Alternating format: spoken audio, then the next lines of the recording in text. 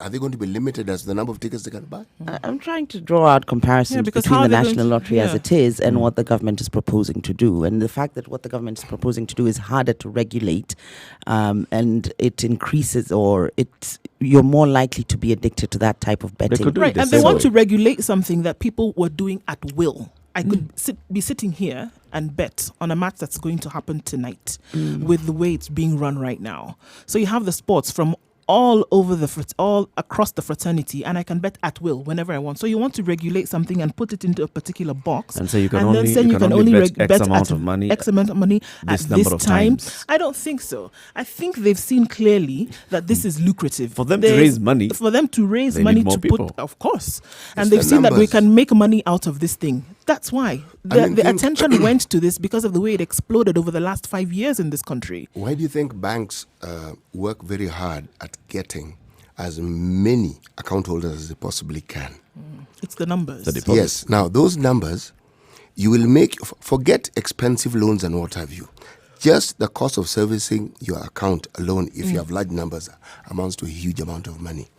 ATM services, they charge you for it, whether it's 20, 30, 50 shillings. It may look like it isn't a lot of money, but when you look at the numbers of people. And you have 1 million people operating so odd in a week. Yes. You do the maths. People who understood it, like Equity Bank, you make a lot of money just simply from that. Now, people go to the bank when they think they need the money for something or the other. Now, once you've got the money and you're betting, even if the ticket was 10 shillings, in fact, if Nyeri was saying that would get people addicted, she is right. Because the lower the denomination, yes, 10 shillings, someone won't even feel it. But how frequent is the National Lottery? It's once a week. That's one way of regulating it. No. So you announce a winner at the end of the week, let's say, right? But people are scratching every day. But it's one event. Okay, forget the scratching on the scratch cards. That's what happens with charity sweepstakes, for example. You buy your tickets every day. Every day people are buying. So you can buy as many tickets as you want in the week. But it's for 1 week, for one event. This one could also go But can you see there's an element of regulation there, Visa, compared to the betting of the football games? There's no difference. It's no difference, really.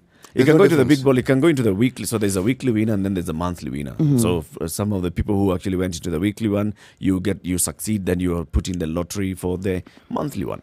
It can build up. As far as addiction goes, I am inclined intuitively or for one reason or another to believe that betting on these football games and the excitement around that and the emotional investment around that actually makes it a lot more addictive than buying a national lottery ticket for an event that is once a week for a set of numbers whereby you're not particularly invested in the set of numbers. You don't feel that your support or your energy can change that set of numbers, and your likelihood of winning the actual sort of money is much less, so you're not as invested. For me, instinctively, I feel that is less likely to make you addictive as with football games, where it's also social. A lot of people are talking about it. You're guessing. You're very invested in this. If you listen to very many radio stations and even TV stations, you'll see a lot of lottery going on a daily basis. I mean, if you're going to have a conversation about the lottery, what are you going to be like? I mean, how many numbers is there?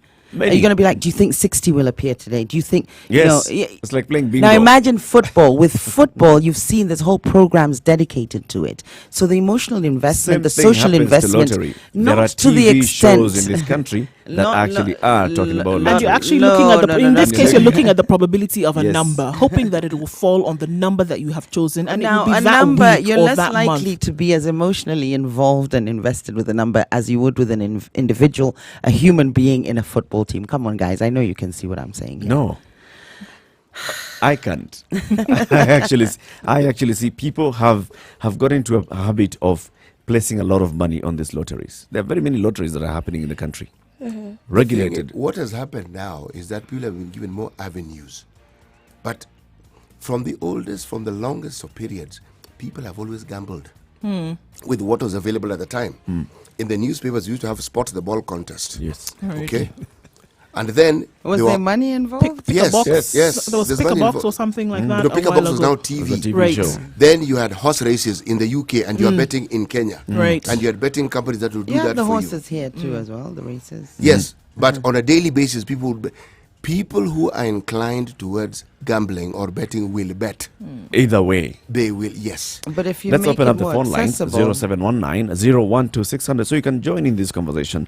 The BBI report has recommended that the government takes over betting and lottery so that it can benefit the people better. As opposed to having it commercially run, because commercial companies are making their profit, and their only money that's coming to the government is some little amount of tax, and they don't want to be taxed more. So let's just have it run by the government so we can take all the revenues as government and benefit the people of Kenya. It's 11 minutes to 7 o'clock.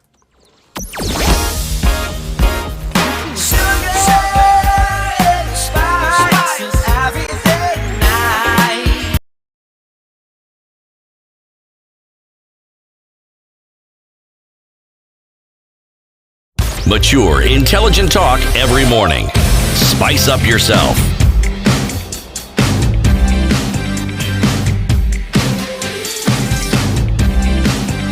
Mornings done right. 94.4 Spice FM, Nairobi. Should the government be running a national betting and lottery company? Should it be Should getting it take into that over the business? industry? Should it take over the industry? That's the question we're asking this morning. 0719 012 600. You can also comment on Facebook, Spice FM KE. Tag us on Twitter at Spice FM KE. And the hashtag is The Situation Room. I mean, if we're going to look back to it and say, should the government then become involved in running this industry, as it were, I don't see any kind of earth-shaking, earth-moving interventions they would bring in to actually turn this thing on its head. When you say running, what exactly do we mean? Because remember, all these companies are licensed by the government. All. At some level, they pay taxes to the government. Now, the issue that came to the fore was not that they were not paying taxes. They were not paying enough. The government felt the taxes were not enough. Give us some more. Yes, exactly. All right. So, when you say involvement, so now the government now runs these particular institutions and they take over. They're not running the institutions. They are going to form the their industry. own industry, government And industry, shut these other and ones. these other ones will shut down. So Be all of forced these to shut 27, down, oh, so they'll absolutely, be outlawed. Yes, exactly. It would be in law that they would no longer exist. You So know, it will be run by the government completely, so that they then had an opportunity to make sure that there are sustainable businesses that would then come out as a result of the money that they would now plow back in. But if you think about it, if we just basically just ignored everything else and just thought about exactly what the BBI report is saying. So we make revenues from this, Yes. we put it in a pot, and then we are able to develop youth programs and From But they that. can do all that them. with any industry. Take over the alcohol industry No, then and say, let's deal with this particular one. but Right, so- where would they stop? This Yes, is the problem. yeah, They it don't could have. go- They don't need they to could stop. go If it any- develops the people, why do they have to Okay. stop? The So- one that So they we have can been become a given, communist country what- and they own every what industry. they have so no one is far, allowed to have what any they have business. so far that they could actually use to bring people out of youth employment. Have we done it? Have we expended all of those avenues? No. I mean, the question I would ask is, okay, why parastatals were formed was for that particular purpose, so that it would be a semi-government operation, but with a business angle to it. Let's look at Kenyan Cereals Board. Okay? What is their job? It's not just to warehouse cereals. No. We rely on them to ensure that we have food security, really. They're the arm of government, whether it is storage, whatever the policies around it. How well have they done that job? I'm talking about one. That's what I'm saying. The thing that is in your hand, have you used it Yes. and seen it end to end and made sure that that has worked before you now say, you know what? Behind us, all that we have done, we have made sure we've done it well. Here's another one before us. Now let us take on this responsibility You know, Eric, as well. The BBI was Wait, there. yes. Just looking at it from, this is the birth of a new nation and all those things. So we are looking at it from a country that has now ethos, a country whose people are. How would they regulate international to betting? look at it Eric, you know 360 something. Huh? You've heard me say on this very show that what we're doing, we're rewinding the clock. And we're right now with this assertion, we're rewinding it badly. We had an organization called ICDC. The formation of it has been copied by nations around the world to great success. This was genuinely the business arm of the government that was supposed to invest in industry and commerce. And they did so. Uchumi was their child. There were beach hotels. Kenatco was their child. And many other. Now, it was allowed to die. And which of those companies under this umbrella body exist today? We also had others. They've been consigned. Name one. We've also had others. Are you not at pains to we name have one? the Kenya Ports Authority, right? It's doing well. In fact, it has given the government just the other day from the circular from the Treasury, it has given the government 19 billion shillings from cash that it was holding. Petty cash. 19B. So that one is running well. No. What, but carry on. It's not running well. It's not running well, but let's talk about you're talking about the figures. You're talking of the figures. It has not collapsed. Find out, but it's a monopoly.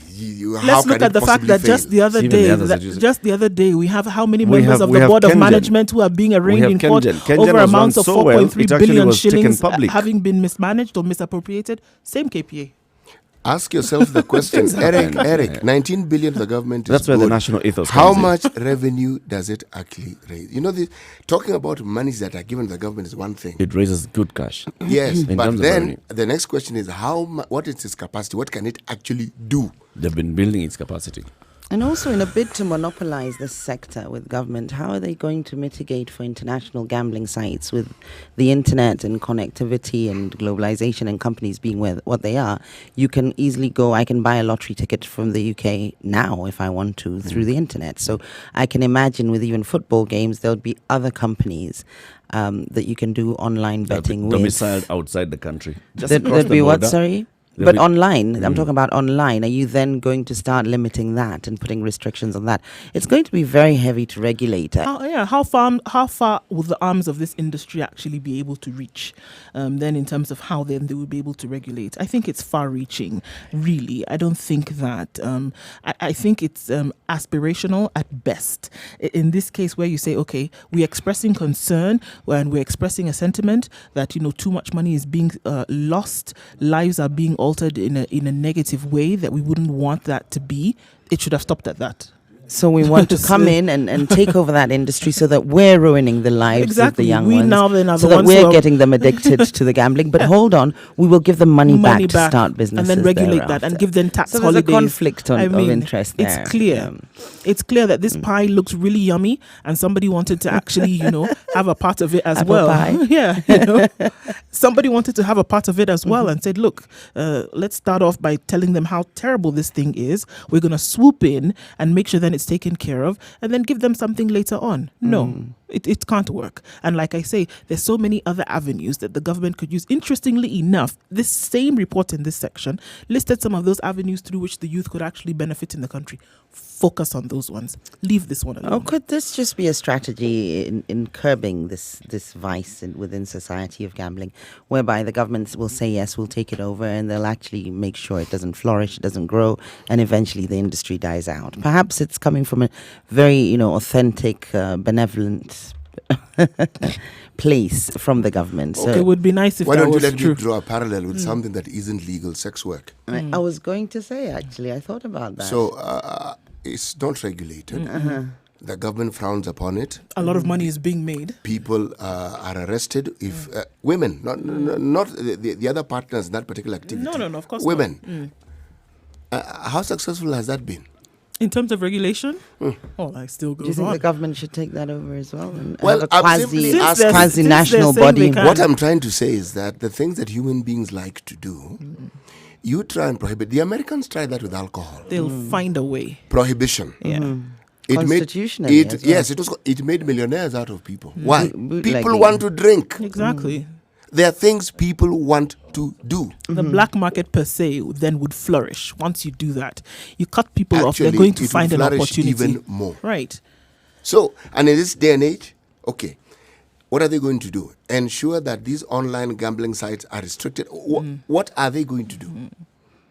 That's why I said that it was a concern that was put out there, an expression of sentiment. It should have stopped there and said, look, we're concerned about this. Let's have a conversation. But to say that we're going to take it over and run it as an industry, forget about it. It then makes me think very hard about the people who are in that BBI team. Yeah, you want to start to wonder, right? No, I have to wonder because there were 3 prelates. Yes, former heads of there's one former head of the bishop of the Anglican Church, former bishop of the Catholic Church. and then a collection of other people. Episcopalians. So essentially, they moralize the whole thing, isn't it? Yes. So now it's okay. This is the thing, because just 3 months ago in August, 3, 1, 2, 3, yes, just 3 months ago, everybody was up in arms and saying this thing is eating away at the moral fabric of the society. It's bad. It's evil. It's evil. It should actually, these should be shut down. We tax them to the point that they have no choice but to shut down. Morally, the church was actually up in arms saying this cannot be something that's going to ruin our youth. And then here we are saying, but if the government were to run this industry, 200 billion shillings a year, it would be fine in revenues for betting companies in the country. That is what they tell us. That's So what, probably more. and imagine that's what they say. It's probably now, can you more. imagine if the government ran it?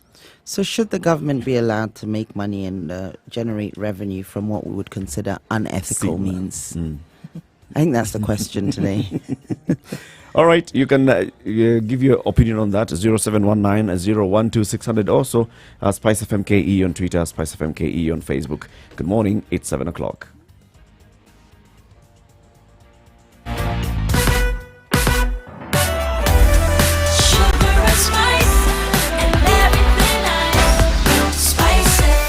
Spice up your life.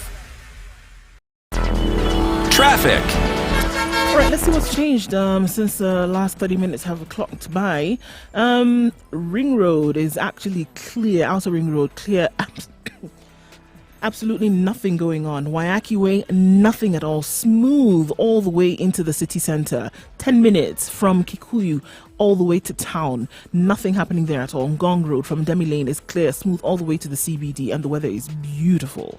Thika Road is slow, but it is moving. At least we don't have that bad situation that we saw yesterday as such right now. Let's see what it looks like in about an hour or so. But for now, also, getting off of Mombasa Road should not be too much of a headache, though we had some terrible traffic situations. Understand that the construction on the expressway has actually begun, and that is going to affect traffic from that road for very, very many months to come. So we're going to have to brace ourselves coming onto inbound, outbound of Mombasa Road. So that's what's happening right now. Let's see how it changes in a short while. And we'll keep you updated so that you can get where you're going quicker, and as well also be aware of what is happening around you.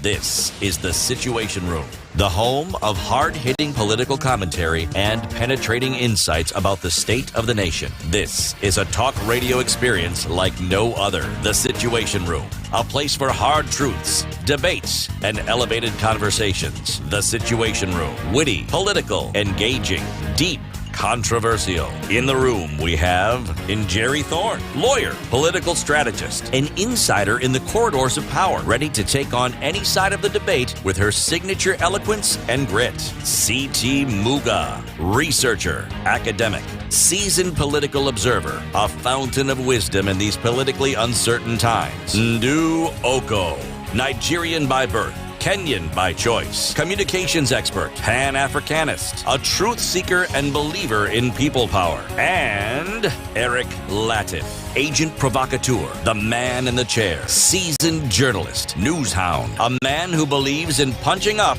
not down.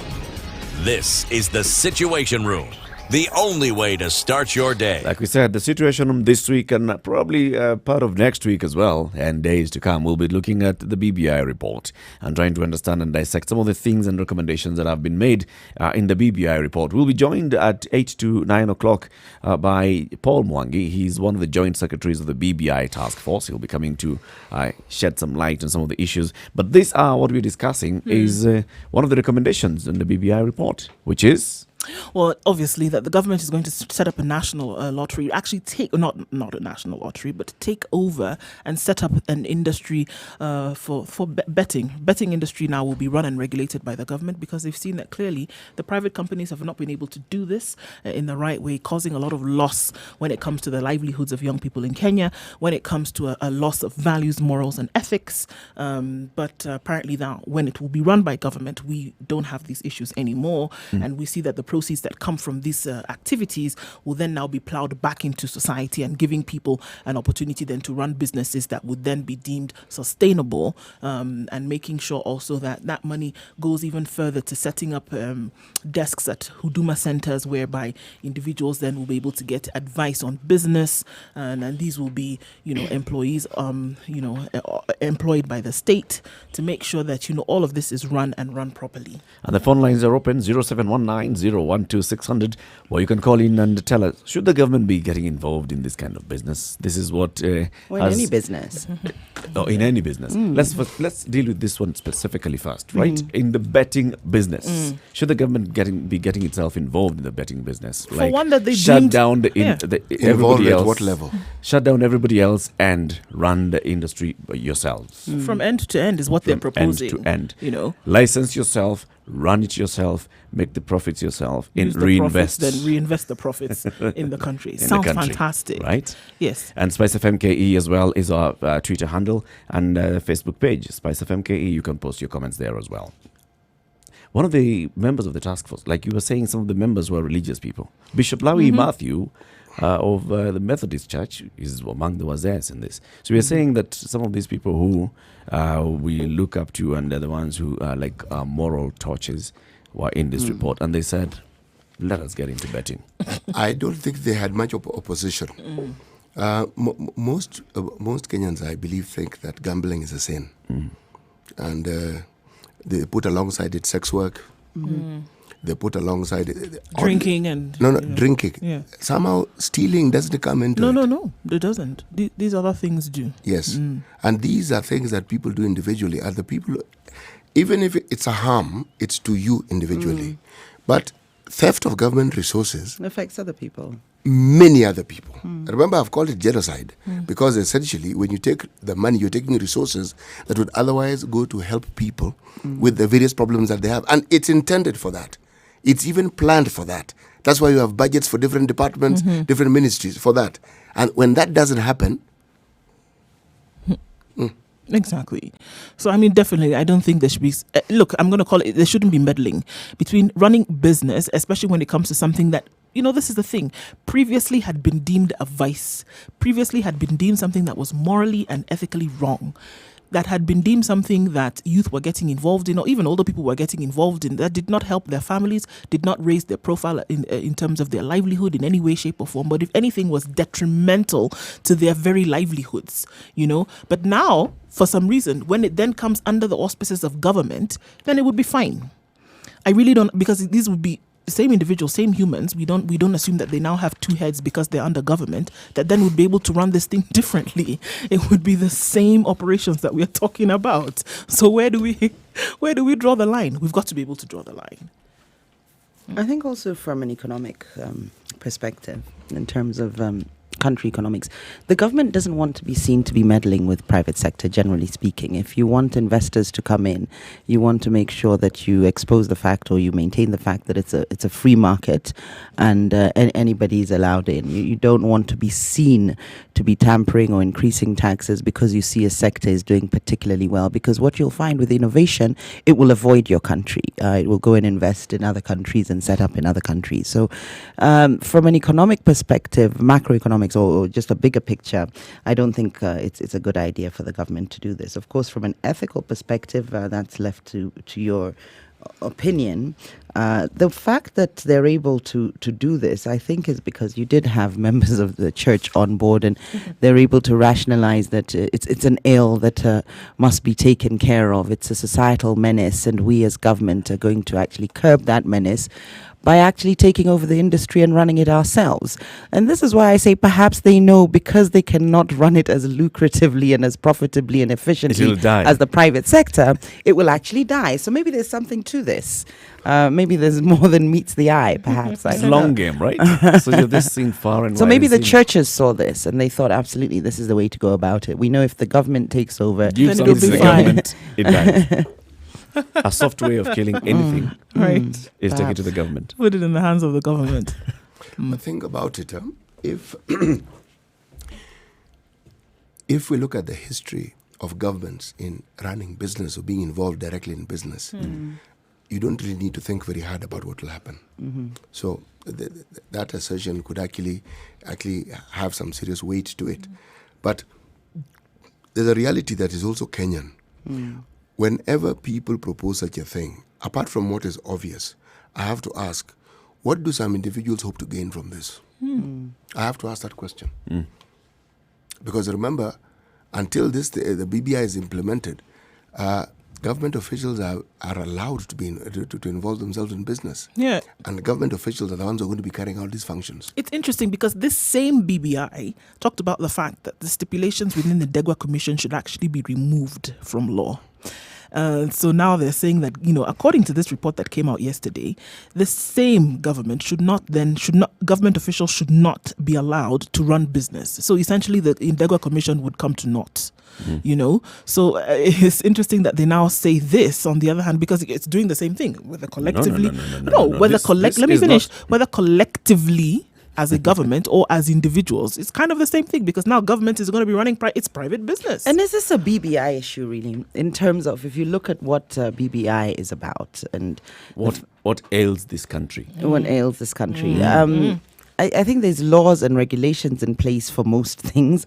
What ails this country, I think they were looking at it from a governance perspective, and then maybe a bigger sort of moral degeneration issue.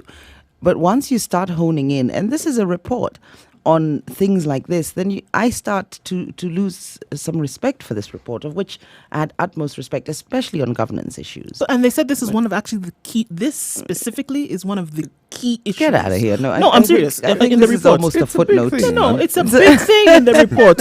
It isn't. Okay, I'd put it in the footnotes. Among the things that ail this country, Jerry, this is a big one. It's a big one. It really is. It's talking about moral degeneration of a society. Absolutely. But there's countries that allow gambling, but the moral fabric is still intact. So there might be a problem here, but this is not the way to go about it. And definitely the government is not now going to be the new sort of lottery or gambling arm, because that's what we'll turn into. So when they say it ails, are they talking about the societal ills and sort of mental health issues and debt that the youth are getting into? Is that what they definitely mean? one of the things. It was all of those combined, because then you had youth. people. Yeah, you had. Because there was some outcry from families, especially women, talking about the fact that people would take their entire salary as opposed to bringing it home and taking care of their families. So this is all of this was placed on betting, and it actually is something that evolved and actually catapulted its way in the last 5 years. And you can also see that it was clear, and some people made good money, very, very good money from this. In the face of interconnectivity and the internet accessibility, and also, of course, how easy it is to get loans now. So if you're running short on cash and you're gambling, you can have, instantaneously, or within people seconds, then would you not can be have able to money pay and back. so on, and you can't pay them because the rates are very high. So maybe the government needs to look at this holistically. First of all, why are the youth gambling so much? That should be the approach. Secondly, let's look at some of these fintech companies where you can get loans online immediately. Can we put a rate cap and really limit how much they're charging? Because there's no regulation to these guys, Kinatala loans and so on. And this is what the youth are turning to. So what happens is the interest rates are so high, even when these kids win money or the youth win money, they have to pay back such high interest rates, they're never making a profit. So that should have been the approach from the government.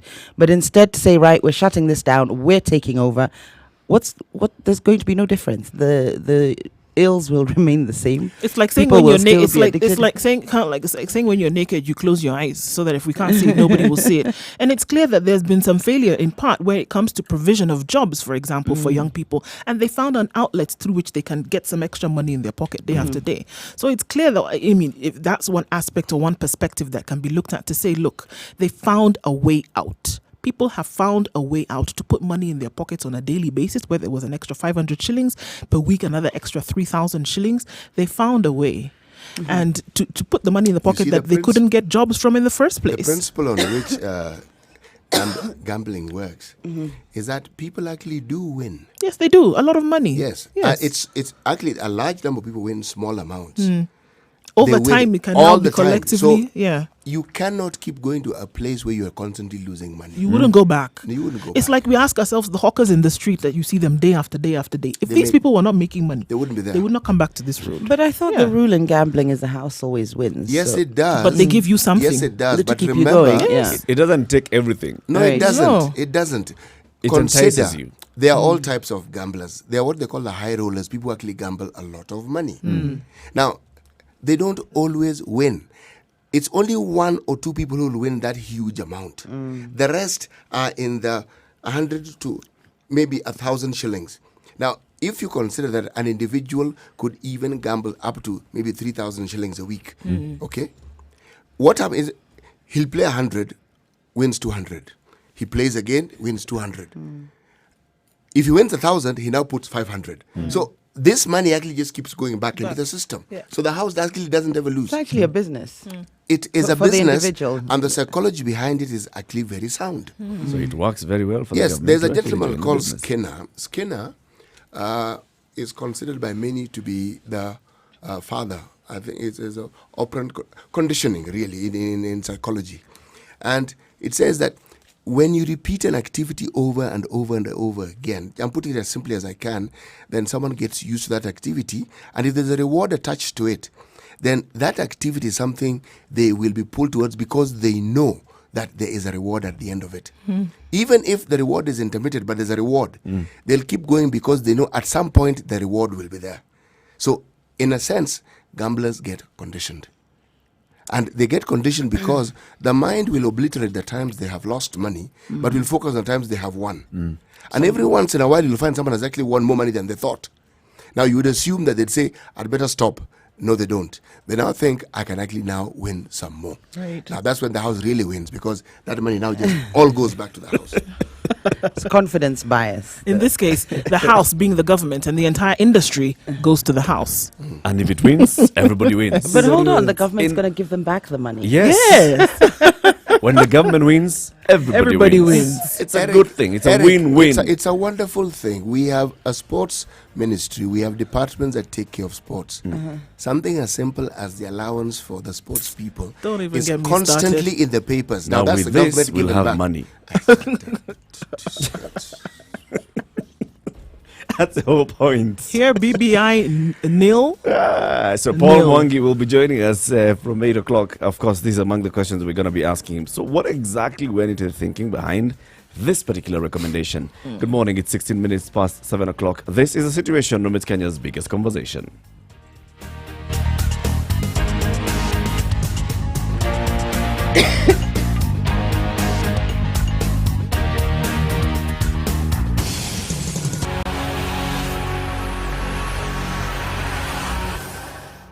Mature, intelligent talk every morning. Sunright, In the 94.4, Situation Spice Room this morning, we FM, have Nairobi. Muga, Jerry Thorn, Nduoko, and my name is Eric Latif, and we are looking at some of the recommendations that have come out of the BBI report. We'll be discussing this as well when one of the joint secretaries joins us at 8 o'clock.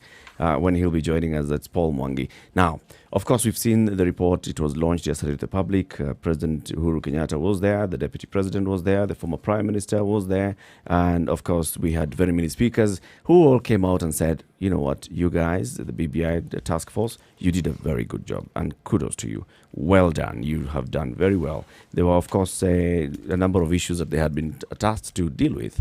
It was a 9-point agenda. And people felt that they addressed this very well and they came up with sound recommendations. Now, after the sound recommendations have been made, then what next? Of course, we've already started having the conversation of some of those recommendations actually did not require a referendum as we had initially anticipated. So some of them actually just need to have a policy or laws amended or new laws created to ensure that the report is fully implemented. We've seen that the president said yesterday, among the things that's going to happen is there's going to be, what I had proposed the day before yesterday, a national dialogue on this particular one happening in January 2020, which I don't know where it's going to be, maybe at Bomas, just the same way this happened yesterday, to discuss this. looking at the recommendations of the 256-page report, many of them actually are even detailed. This is what needs to happen. We need to have law changed here. We need to have the Political Parties Act amended at this point. We need to have policy written and issued at this particular point. Recommendations that were all sound, they need to be discussed, of course. They need to be everybody needs to be brought on board, and the necessary bodies then take over that. What was missing from the report is an implementation roadmap.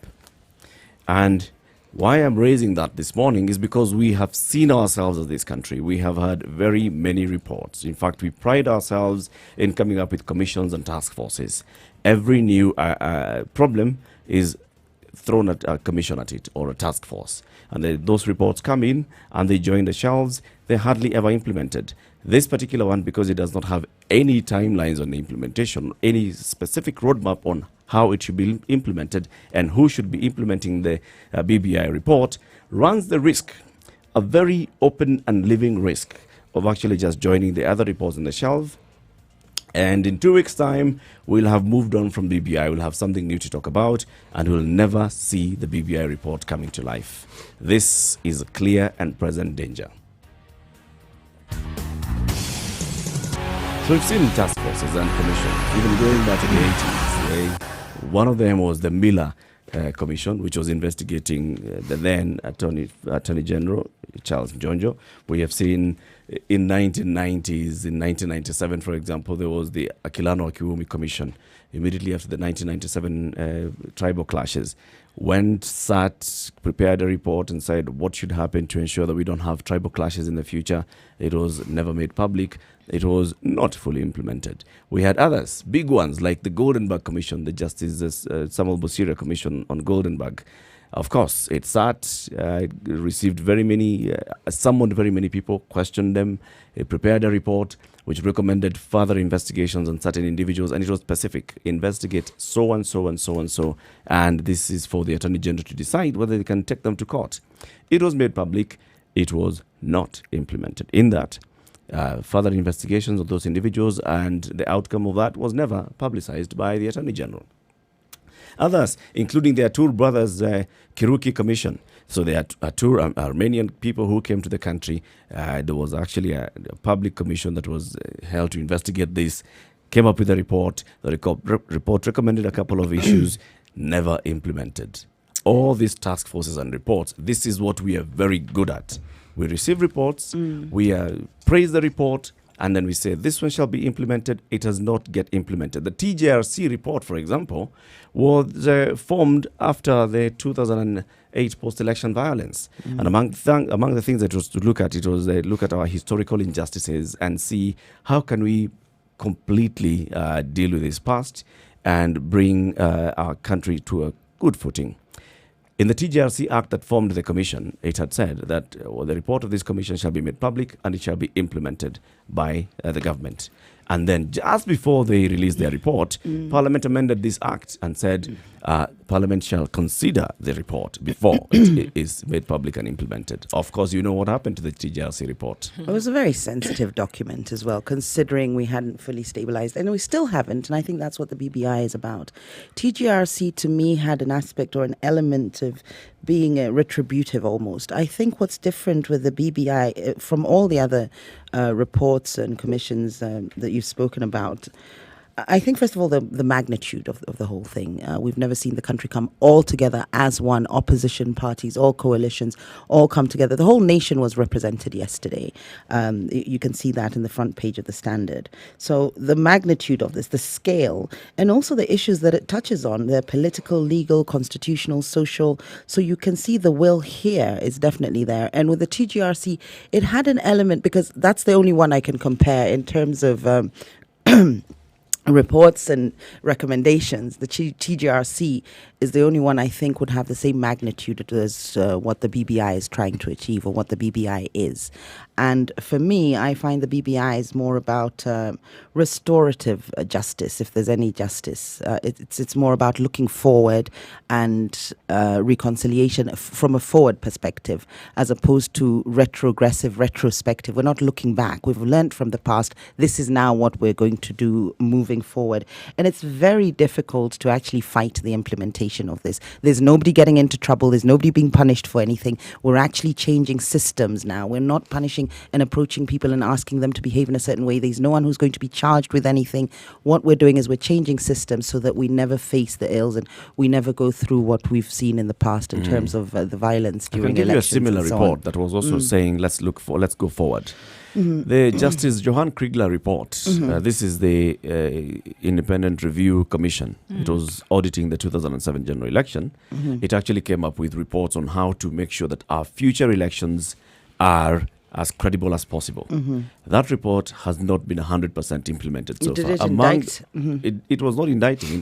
The only thing it said is that this 2007 election, looking at it, it was so poorly managed. There was so many irregularities. It was impossible to tell who won this election. We don't know whether it is Kibaki You see, or the not. thing is, this is And more then it holistic. said, and then it said, now going forward, this is what we should do. For example, it talked about issues like make sure that now when somebody gets an ID card, they are also automatically registered as a voter. It was addressing voter registration. Right. It was addressing, training of agents. And this was an independent commission. It was an independent. Okay, so can you see the difference here? This is bottom up, where you've had the public participate in this. The So this same is the thing happened Kenyans with IREC. saying, I thought that was an independent commission It that was- actually gave recommendations. Did it they was- speak to the people when they came up with these Well, recommendations? it's called an independent commission. It's one of the Agenda 4 commissions after the 2008 post-election violence. And It's it like spoke the to the Waki Commission. people.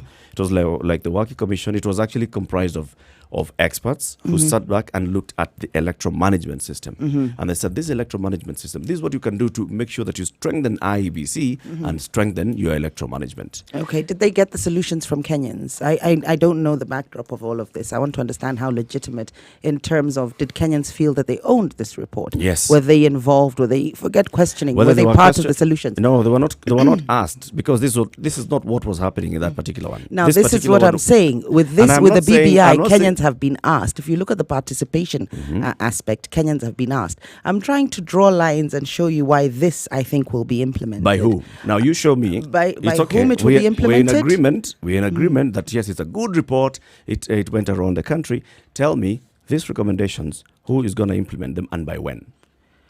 Well, as you said, we don't have a roadmap yet, but some of them would require parliamentary bills to be passed. Yes. Others, of course, it's certain policies within different ministries. I think they will get that directive so that it's an overarching goal within the ministry. Yes. Others, of course, might be a referenda question. So I think Parliament will put this into place. You're asking me by who? I think the ministers, the CSs will put policies and initiatives into Is there a place to give timeline? this light. Not yet. I mean, we haven't concluded on this. It's a dialogue. It's ongoing. Given it has the backing of all the principals. So Ruto, we've seen is backing it now. We've seen, of course, the president and the former prime minister are backing it. I think this is a directive that will actually be a running thread throughout all ministries. This is the thinking process, the thinking pattern now that we're going to have in all ministries. So even as they design policy, this is what is going to underpin that policy. You're talking about this country of ours so- called Kenya. Jerry, I have hope, man. in this country of ours called Kenya, I have implementation hope. of reports which are widely accepted and called good. I don't think everything It is going doesn't to be happen. implemented. We're still to discuss that. But I The think definitely the Constitution legal of Kenya instruments. 2010, which was a people-driven process, and people actually went and voted and said, this is our constitution, hasn't been fully implemented to date. Yes, of course, there's been Right? hurdles on that. And some of That's those the rights thing. that are enshrined in there are progressive. So you're given time to That's the actually thing. implement them. That's the Now, thing. with There is some no of these roadmap things, I on think on they're how so to actually get there. detrimental. They're so important.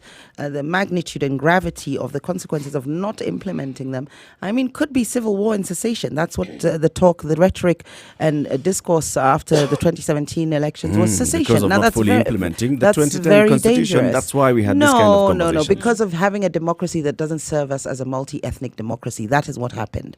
And that is what has consistently happened. We have now found the solution. And it's been discussed and there's been a consensus amongst people. And it's going to be further, tweaked and fine-tuned to suit our needs. But I think, especially on the governance aspect, I think that will be implemented. In fact, I know it will be implemented Let me before give you the next another election. example. Let me draw another parallel, right? So in our journey to the 2010 constitution, we of course started with the constitution review process in late 90s.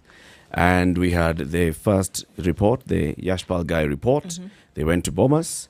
they came up with a bombers draft, which didn't have anything beyond that. So the bombers draft was supposed to have actually gone to a referendum without specific timelines. What happened? Amos Wako, the Attorney General, retreated to the South Coast and came up with the Wako draft. And then we went to a referendum with it. And referendum, people voted no, and that story died. The story had to be revived. So people after were the not 2008. united. There was actually what I would call sort of competing factions within government. Now, I have not finished you my don't drawing. have that I haven't here. finished my drawing my parallels. In the new quest to actually write a constitution, the Constitution Review Act, now that came in after the 2008 post-election violence, had specific timelines. You are going to form a committee of experts to look at all the work that has been done, because we have the Wako draft, we have the Fungamano initiative, which are of course coming to the Wako draft. I mean the Bomas draft, the Wako draft. Look at all the drafts that we have. Also borrow from some, other countries.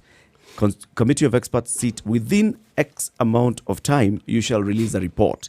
That report shall go to Parliament, and within this number of days, Parliament shall debate that, shall propose any amendments to it, shall pass those amendments, and within this number of time of months, this shall go to a referendum. It was self-executing law and documents. If Parliament, for example, had dilly-dallied on it, the harmonized draft would have gone straight to referendum, and that's what I'm saying. There was a clear on how is this going to come to life.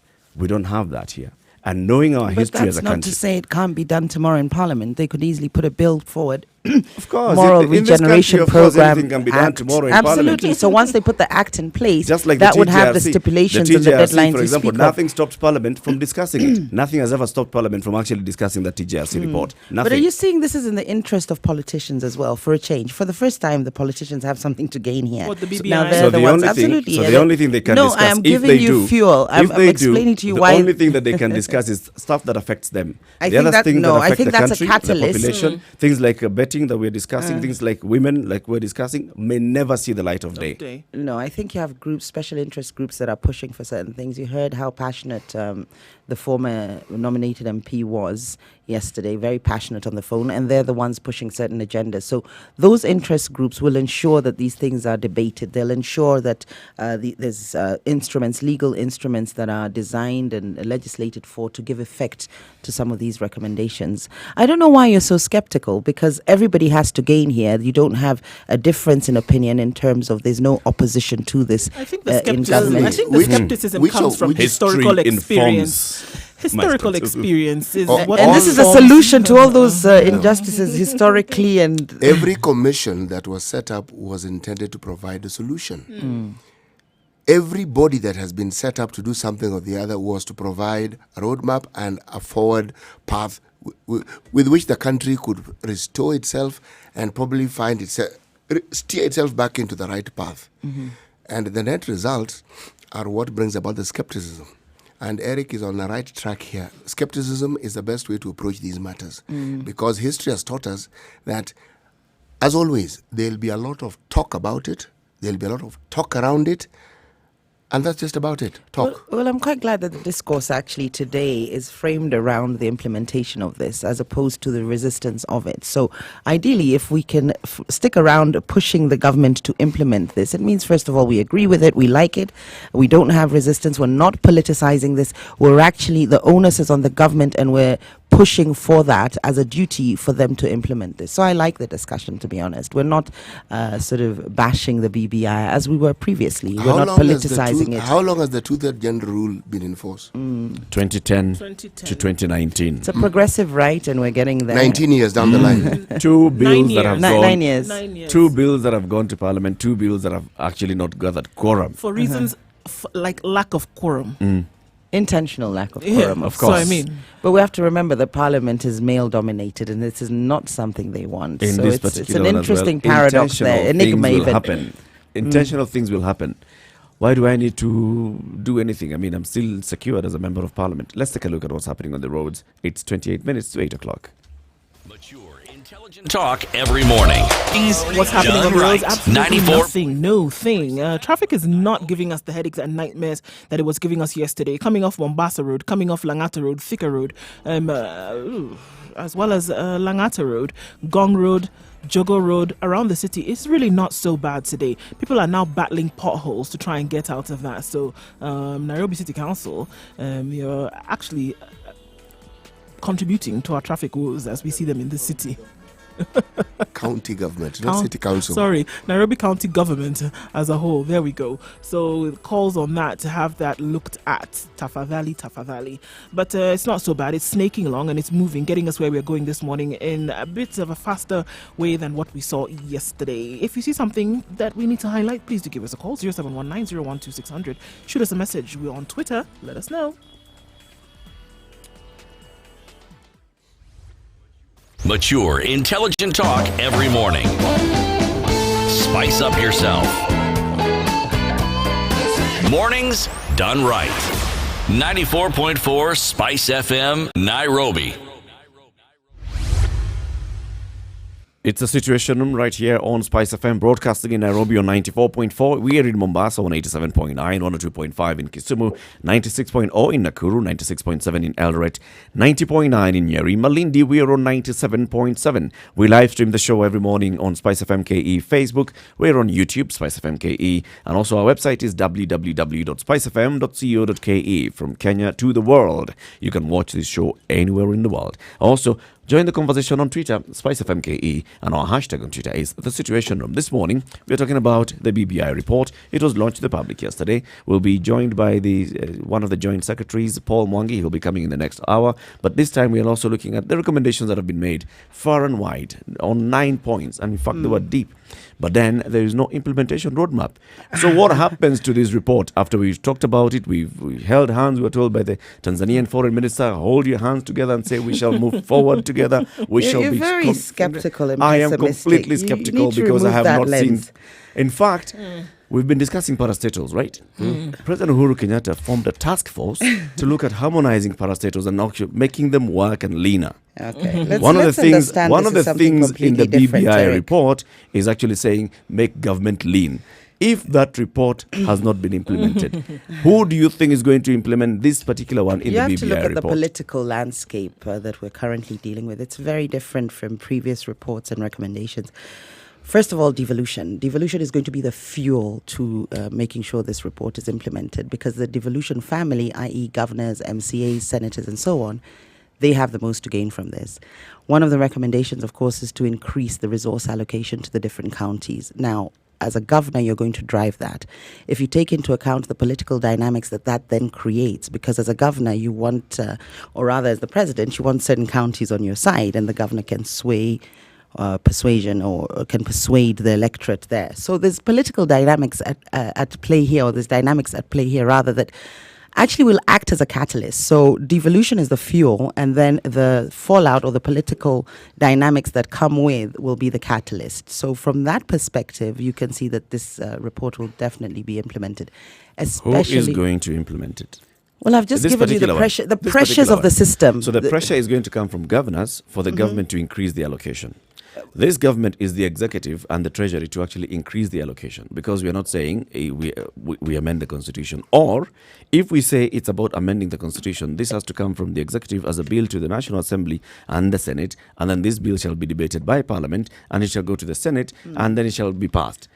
And there will be political pressure to and do there will so be political pressure from governors. Absolutely. Governors are very powerful. Mashinani started in 2000 and what? And no, 13. Yes, but we now have a framework through which, or by which the to go about it. Of 2000, we've always had a framework. campaign of Everybody is 2012. supporting it. Remember, we don't have the political divisions that we did previously. The Court Coalition in 2012 we don't was have the pushing political for this. divisions. We do have We divisions. don't. I mean, look at the standard. We've got all three principals. We've got the deputy president, Oh, the because they're former holding prime hands in a minister. kumbaya moment. You wouldn't have seen that previously. We haven't seen this in our They are nation for a not very long holding time. hands. They are President celebrating the Uhuru BB. is holding Raila Odinga's hand and William Ruto's hand. So They're not holding hands. Be precise. I think I have a lot of confidence in this report in terms of its implementation. I think there's a lot of pressure groups involved. I think the publicity it has been given as well. The government will be put under pressure by the public. This is now the running narrative. It's the dominant discourse in the country. People are celebrating around it. In fact, I think this will be Uhuru's legacy. We've many a time asked ourselves, what will Uhuru's legacy be? And I think it's beginning to emerge. I don't think it's the big four: manufacturing, housing, security, and universal healthcare. I don't think he'll be remembered for that. I think for bringing peace and uniting the country and reimagining Kenya. If we can implement this, and this is another reason I think he will be determined, and you can see the political will there, is because of his legacy. Then based on all of that, then it is very clear to me then that specific ways in which this would have been rolled out should have been paramount in this report. Yes, that's the only way to cement his legacy. That is the way to cement this thing, and to make it very clear that we're serious about this. We go end to end. That they should have put a roadmap and a time plan and a plan of action. That is one of the ways in letting people know that you're really serious about this thing. Yes. And it's not going to fall to the pit of other commissions and reports that have actually fallen into the dustbin of reports and commissions in this country. If we're not so myopic in terms of just the action plan and understand that there's a seriousness being shown in allowing other people to participate. And that's what he's doing. It is a constitutional right to participate. Absolutely. Yes. So there's a seriousness in that. No, what we don't where want, does the allowing come in? No. How much more serious were things? How much more serious were things in 2007 when after which Kriegler came to the country and there was that roundabout, people were involved, interest groups were involved. How much more serious could it be than at that time when the country was in hell? But you have to understand that the country was still divided. We're not as divided. TJRC was actually what was said to be, this is what is going to help us to, first of all, exercise the ghost of the past and then look to the future. The TJRC report has never been discussed in Parliament. It has been a conversation since the 80s. This is what I said. Let I us think look at our TGRC past. Let us address historical injustices. Retributive as opposed to restorative it had justice. Both. No. Now, I think with this, it had future a lot of looking. things. In fact, the TGRC Why report. were people resisting the TGRC report? Which people were There was resisting people it? who were going to be indicted. When No, was it which discussed people for were people to then Exactly. resist it? Which people? Now, no, this is what I'm not saying which people. Kenyans participated in the TGRC. I understand. They went and they spoke. In I'm fact, some of trying- them were saying, I just want to give my experience I want to say in the what hands of I'm the giving government. an I want to Ambassador say what analysis it is. of the Ambassador two. Kiplagat used that word over and over and over and over again. Restoration was one thing that he talked about from the beginning. With when he went retribution around as the well, country. there was retributive justice. Of course, there in has that. to be retribution Okay, in now some cases. in this, there is nobody who is going to suffer for anything. There's going to be Because no this is resistance. not TGRC. This is what I'm saying. I'm explaining to you why there would have been resistance to the TGRC. There's going to be people who are going to be punished. There's going to be people facing jail time. There was an element of retribution in it. With what we're talking about and the BBI, it's forward thinking, purely restorative, as in nothing else but that. This is positive. It's not something that anybody wants to resist. You can see why there would be resistance to the TJRC. With this, there is no reason to resist this. It's inclusivity, unity, it's all positive. Nobody is going to be punished as a result of anything here. So there's going to be zero resistance from that end, unless we weaponize this and politicize this so that we have different factions where Ruto, for instance, previously, of course, after he read the report, he was all for it, as we saw yesterday. But prior to that, you did have discourse of discarding this report and ignoring it from a political perspective. Now, that's what we have to be careful not to do. But from what the report is purporting or looking to implement, a moral regeneration program, a rebirth of the country, the idea of an ethos, new structures to government that will ensure that we don't have the tribal tensions that we evince every single election. Who's going to fight that? That is why it would have been very important for them to talk about its rollout within the report itself. In 1965, if we start prescribing rollout without further participation. 1965, sessional paper number 10 on African socialism. If you read it, it outlines things which are very similar to what we are seeing here.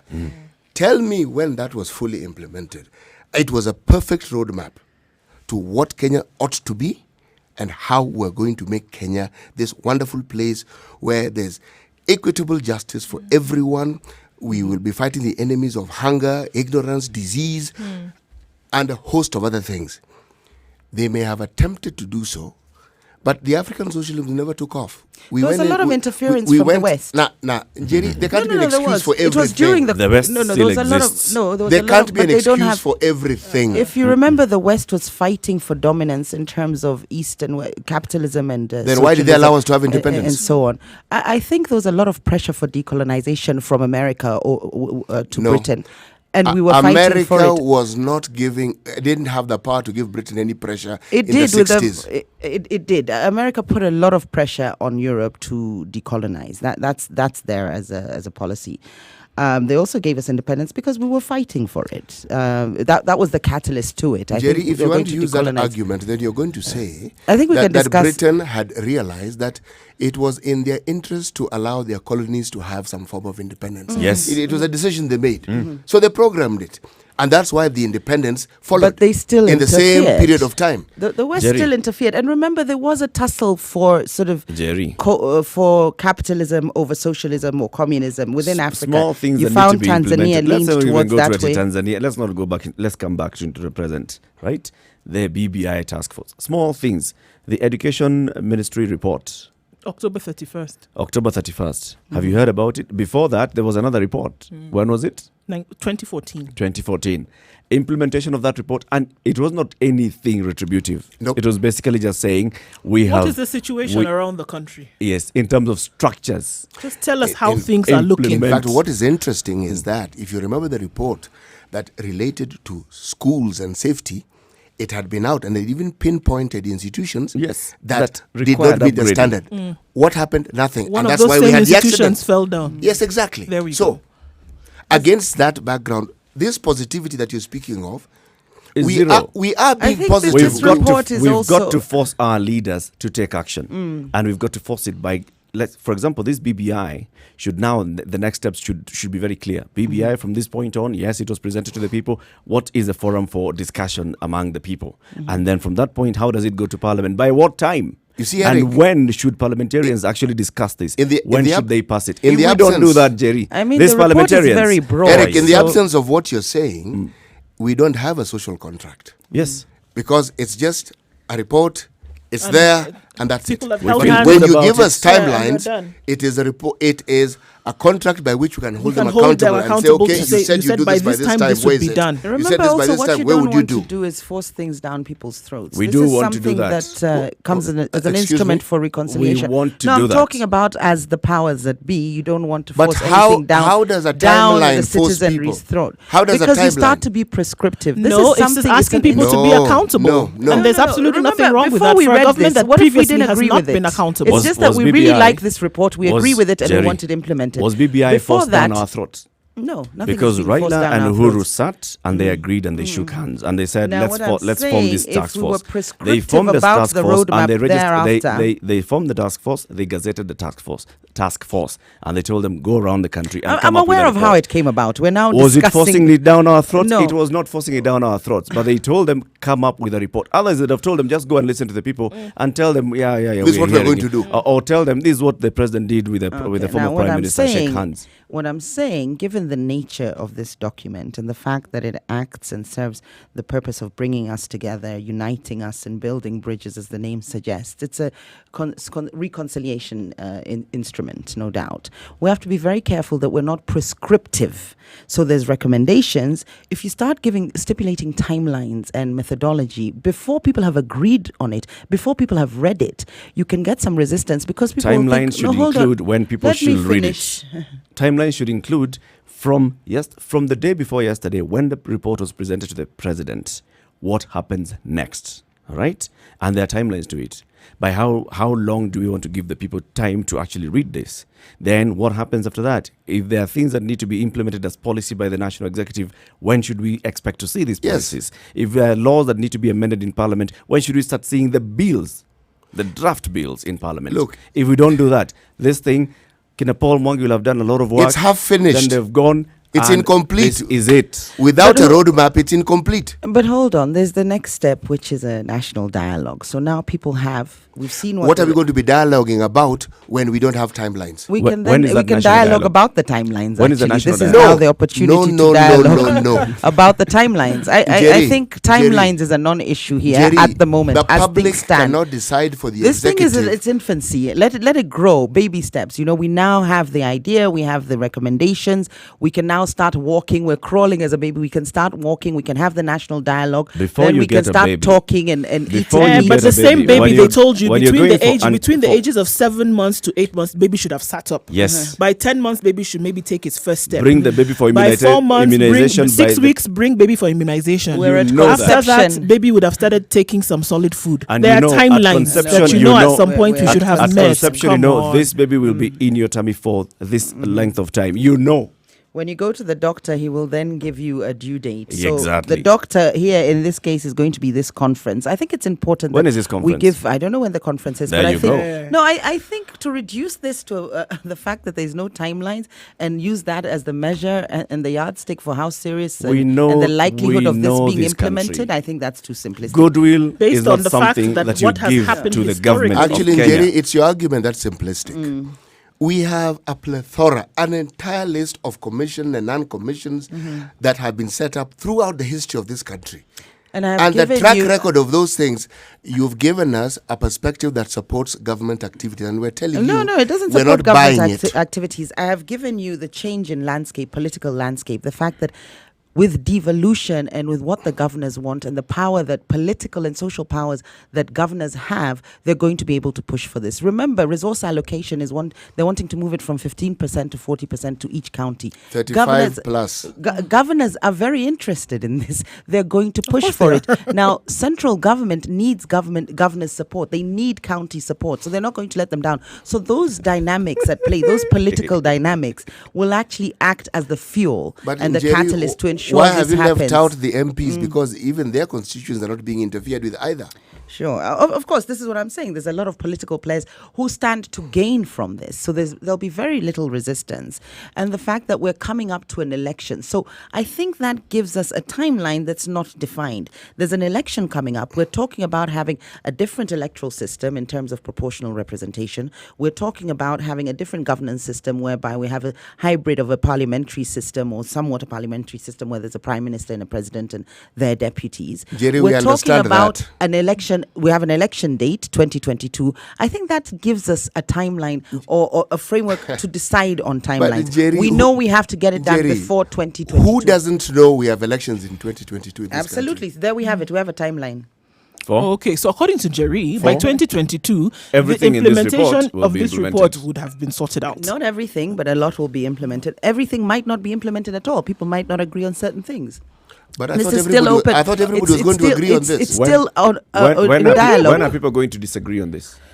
No, national dialogue. When When? is the And national when is- dialogue? when is Well, the we national can ask the dialogue? president. Anytime Those are the before sort of pressures. 2022. No, those are the sort of pressures we should be putting on the government. When The are we women doing of this When are we country, doing the women this? of this country have applied pressure on the government Continuously. to implement the two-third gender rule. But you understand Have that we needs seen it? parliament. They've tried. It needs quorum. This is how democracy works. You have Yes, to so understand. that it didn't pressure has have not quorum. yielded fruit. But in terms of national dialogue, On you don't need people on voting. something that could actually say, somebody can go to court and say this parliament is illegitimate. Yes, but you Those have to members of understand parliament that, have sat back you and do seen, need the MPs to vote for the bill. Exactly. If they're not And there, this you is can't force them. You This can't is force something their hand. that could actually send them home.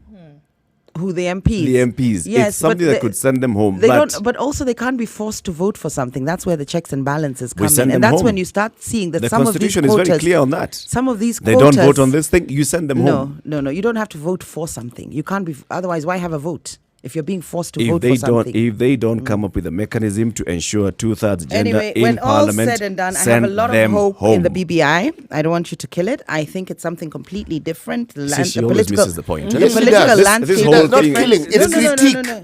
It's not even negativity. We No, are you're critiquing saying it. it won't be implemented. Why are you sending those vibes across? Everybody's History excited has about taught it. us that these things don't get implemented. And there's a Wasn't reason the why the Constitution phrase eventually history repeats itself was coined, because Yes. people could see that there's a pattern in which things have been operating, and without anything else that defines what the future will be, you're going to then assume that history will then do Well, what? this document Repeat is all about itself. us But making you know- sure we don't repeat history. you know what So That compounds- is why the timeline should have What been very compounds clear. what compounds this one is the mandate was to look at other findings of similar bodies, find out what it is that they said, amalgamate it, and give us a way forward, isn't it? Yep. Now, if with all that amalgamation, this is what we have, this thing requires critiquing, and this is what we're doing. It's not negativity. And the only thing you The can question come up that is is that there's being no asked- timeline as to when these things will be implemented. what next? But remember their What recommendations. mechanisms have What we set in? next? What We've been mechanisms told have been there set will in be a place to make conference. sure You've that given me a report. there's an effective What next? rollout And then of we this said you know report? what? there will be a report. Yeah, There'll there'll be a sorry, there'll be a conference. When is that conference? Okay, it's just that you don't have the date. Is that what's irking you? Yes. We will get the date. From who? Okay, the Who's going to date give will us be the date? set. I don't know, but There we will you get the go. date. If that is your only problem No. with the BBI, is the date for the conference, It's the that will be implementation sorted. of this document. No, but you're saying as a result of not having the date, you feel it won't be Our implemented. report was very clear. These are the recommendations. This is what we heard from the people. This is what they said. Clearly documented and written. All right? The next thing that you expect is something clearly documented and written and said, from what the people have said, this is the roadmap to the what next, the next steps for And this. we have been told we need to have a conference on that because we need to expand this dialogue. Now that we have the recommendations, we need to hear so we can other have people, this conference. Kenyans critique we can it, have this not conference just in radio August hosts. 2022.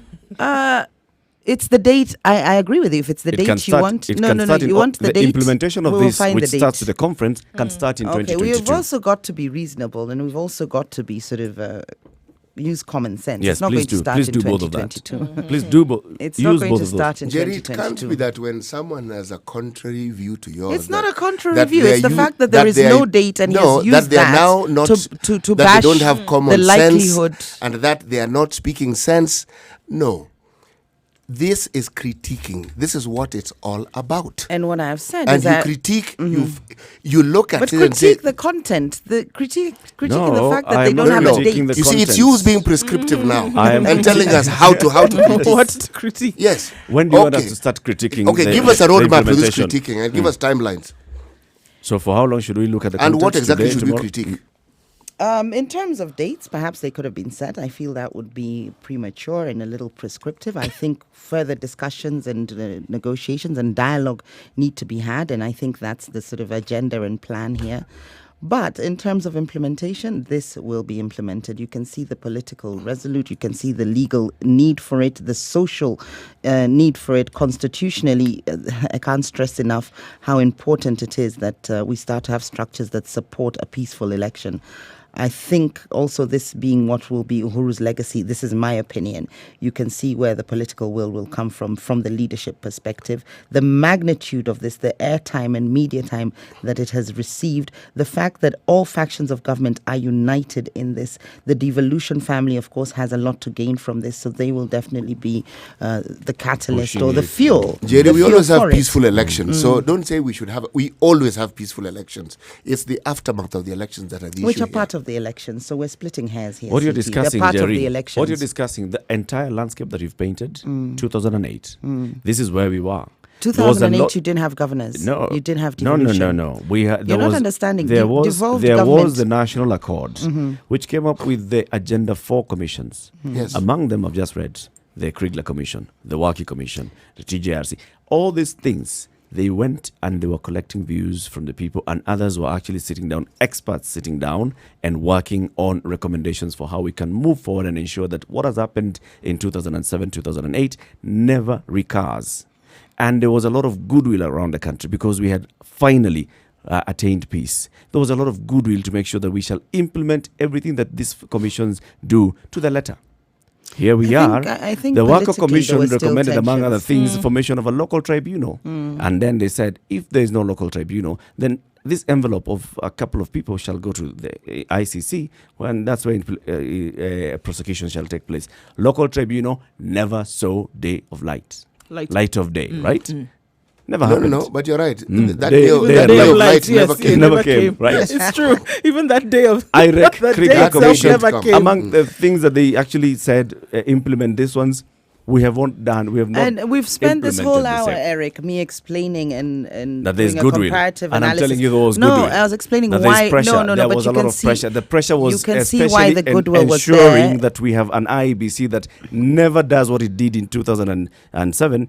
Same thing. Now we are talking about let's rejig this IEBC, the current IEBC. It's been rejected before.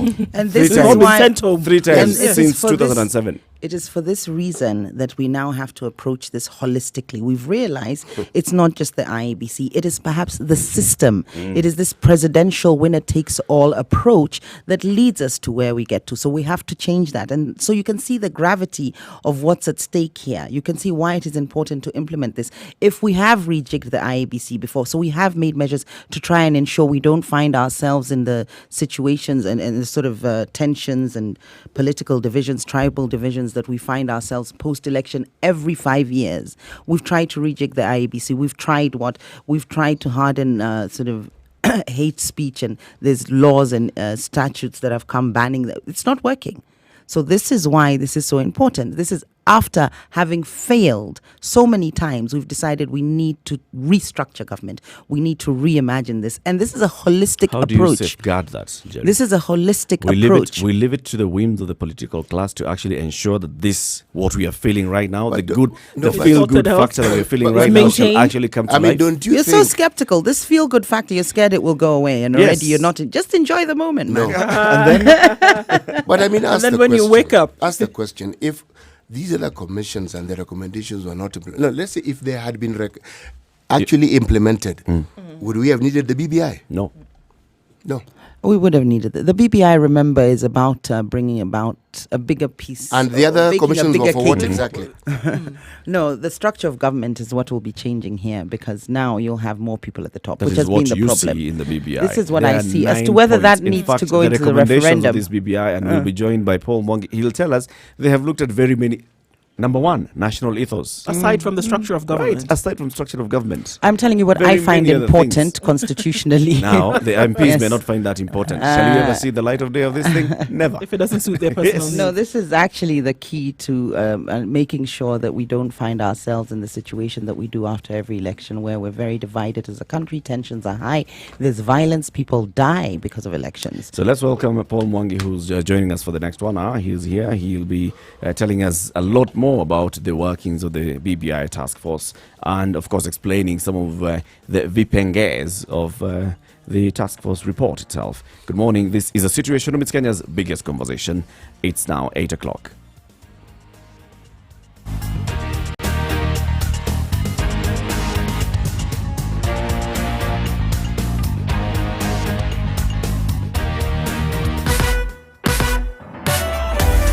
Sugar and spice and everything nice. Spice it. Spice up your life. Traffic. All right, so traffic starts all the way from Syokimau on Mombasa Road, heading all the way downtown. Brace yourselves, because Mombasa Road traffic inbound starts at Syokimau, and traffic, kindly ensure that the trucks keep left. The trucks have been left since yesterday morning, and let's see what happens with that. Coming off of Waiaki Way, it's not so bad. Thika Road traffic definitely is something that will not be a good sight today, because all the way from Safari Park Hotel now is where we see a lot of the traffic happening.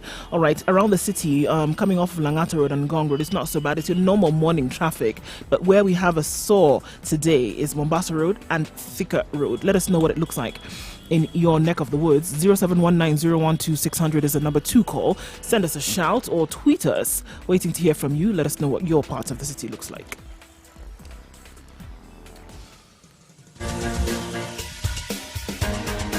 This is the Situation Room, the home of hard-hitting political commentary and penetrating insights about the state of the nation. This is a talk radio experience like no other. The Situation Room, a place for hard truths, debates, and elevated conversations. The Situation Room, witty, political, engaging, deep, controversial. In the room, we have Jerry Thorne, lawyer, political strategist, an insider in the corridors of power, ready to take on any side of the debate with her signature eloquence and grit. C.T. Muga, researcher, academic, seasoned political observer, a fountain of wisdom in these politically uncertain times. Ndu Oko, Nigerian by birth, Kenyan by choice, communications expert, Pan-Africanist, a truth seeker and believer in people power, and Eric Latin, agent provocateur, the man in the chair, seasoned journalist, news hound, a man who believes in punching up, not down.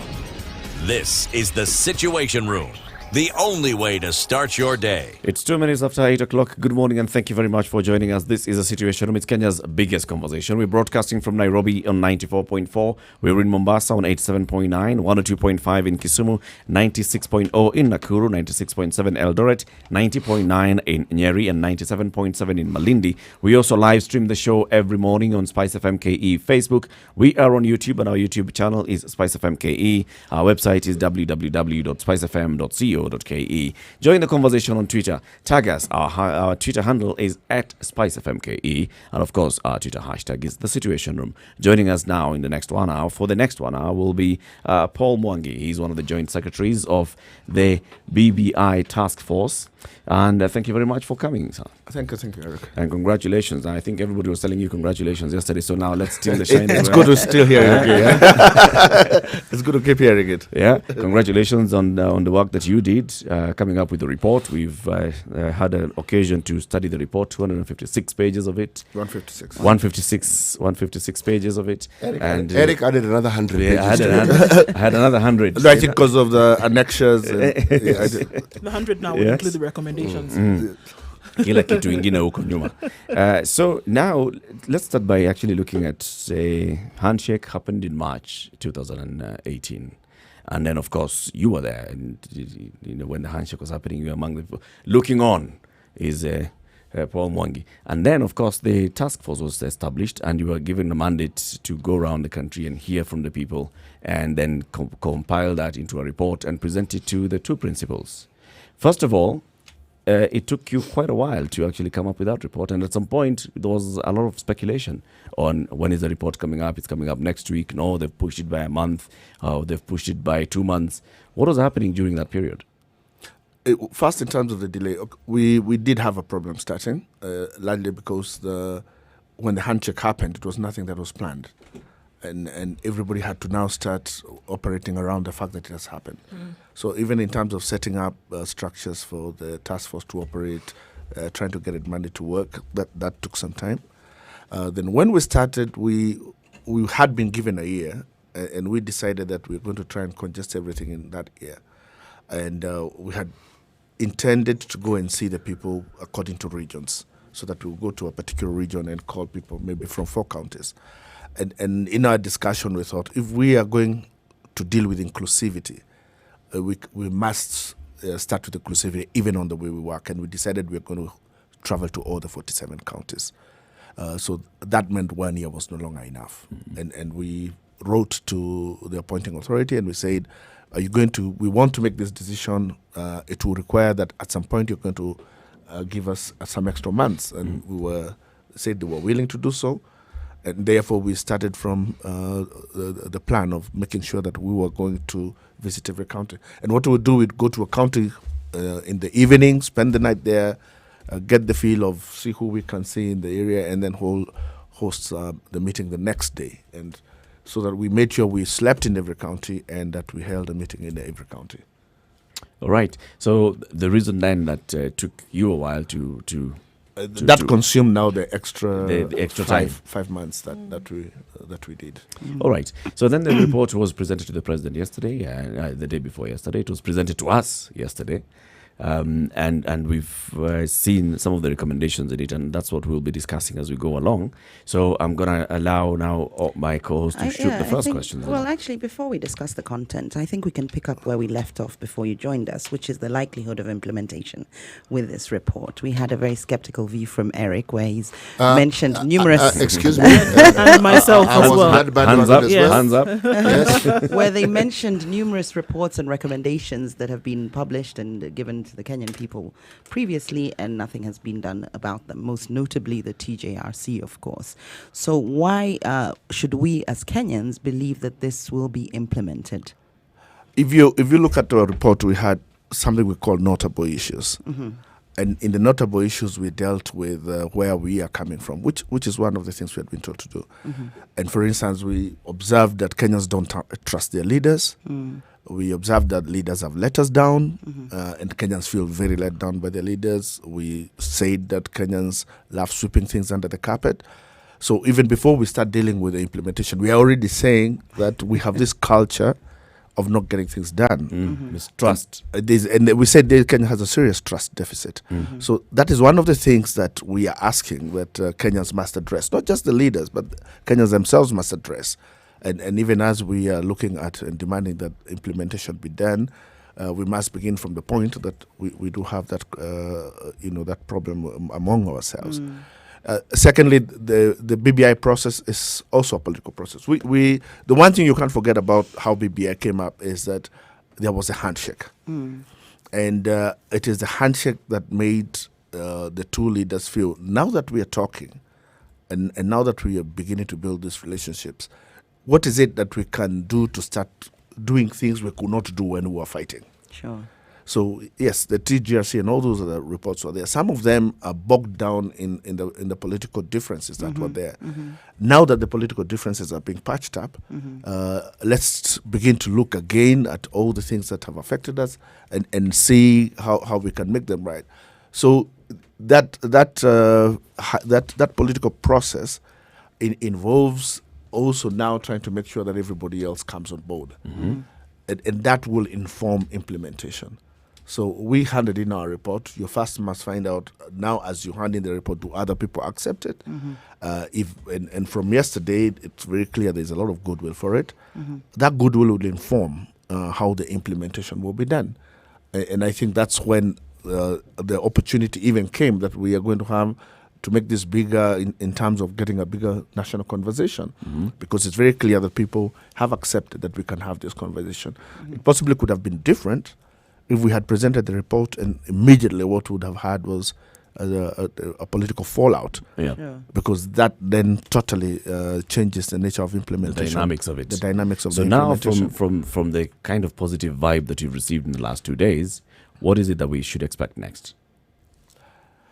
I can only say this I can only analyze from a personal view that the kind of goodwill I saw yesterday means that people will want more addressed. People will start thinking that there's so much goodwill here that I would want to bring some issues also to be addressed within this setup. And therefore, when the issue of the national conference, the national dialogue kicks off, you can expect that there will possibly issues that will come in that might not be in that report, which some people feel that if they brought them, they could be addressed and resolved within this setup. So what you're saying is that we expect now the political leadership, especially now the appointing authority, the president and the former prime minister and the top leadership of government, to sit together and start deciding on the next steps. National dialogue was mentioned by the president yesterday, but the date is not clear, is not set, and the formula of actually bringing people, ensuring that this dialogue happens, has not been set. So we expect it to come from them. Is that what you're saying? It would come from them, but now that there's this goodwill, of course they would want to consult everybody else. Previously, I am sure they have a mind of where they want to go with this.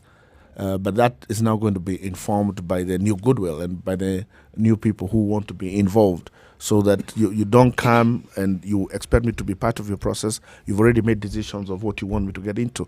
I want to feed into that, and I want you to hear me. Maybe I don't like the idea of having a conference, or there's a way in which I would want us to handle that You conference. don't want it to be prescriptive. Yes, and you want it to come from as a consensus among all the players who are going to come in. Makes sense, yeah. So what you're saying, if I'm to understand you, is that you don't want to squander the goodwill by ensuring that even dissenting voices are heard. Yes, and people, there are people who came and said, I like the idea, but there are things I don't like. And if you're going to go ahead, we must even have a forum in which those dissenting voices must be heard. But is it ever possible to include every dissenting voice and every dissenting perspective? It is not possible, but even as you reject, the way you reject a dissenting voice matters a lot. Because if people feel that you respect the fact that they had a different Give view, them the opportunity to be heard. and you give them an opportunity to be heard, but the overall majority of people feel that their idea is not a good idea, I think they would move ahead with and respect the So fact what you're that- saying is that this process that you're talking about, instead of just writing it down in a report, you actually want to put it into practice by showing the very thing that you're saying in your report, that the processes that you use are exactly what you're proposing. and that in fact, and that's why I said that as we started, we said we could have finished earlier. Yes. But when we thought that we are going to be telling Kenyans about inclusivity, and there will be some Kenyans out there saying, "You're telling me about inclusivity, you didn't even come to my county. You didn't even talk to me." So we have to put in practice those ideals that we are that we are aspiring for, even in the way we get around doing things ourselves. Now that you've got the report and you've had time to reflect on it, what do you think will bring more discussion? Of course, the political issues, always the political issues, unfortunately. Like? All the structure, the chair of the executive. I think that, That's okay, the general, I think generally everybody is accepting that we can go in that direction. It's when you get to the nitty gritty, when you go to drafting the laws and what operates, how, that's where the debate usually will lie. Of course, you were listening to our conversation before you joined us, and you heard, and Nyeri has said, the kind of skepticism that we're raising, and it's based on our historical issues. Yes, you've addressed that by saying one of the things that the BBI report is also addressing is the fact that Kenyans have lost trust in their leadership. And this is where we are. Among the things of us addressing that trust in our leadership is now you're telling us we have left it to the hands of the leadership to ensure that we move forward. They gave you a clear mandate. They gave you clear timelines, right? On this is who you are. This is your mandate. This is your timeline by which time we expect you to give us a report. Now we are leaving it to, for them to find time and sit down and discuss and find consensus on how to now hold the conversation going forward. Is it going to be a national convention like a Bomas 3, or is it going to be at county level, 47 of them? Is it?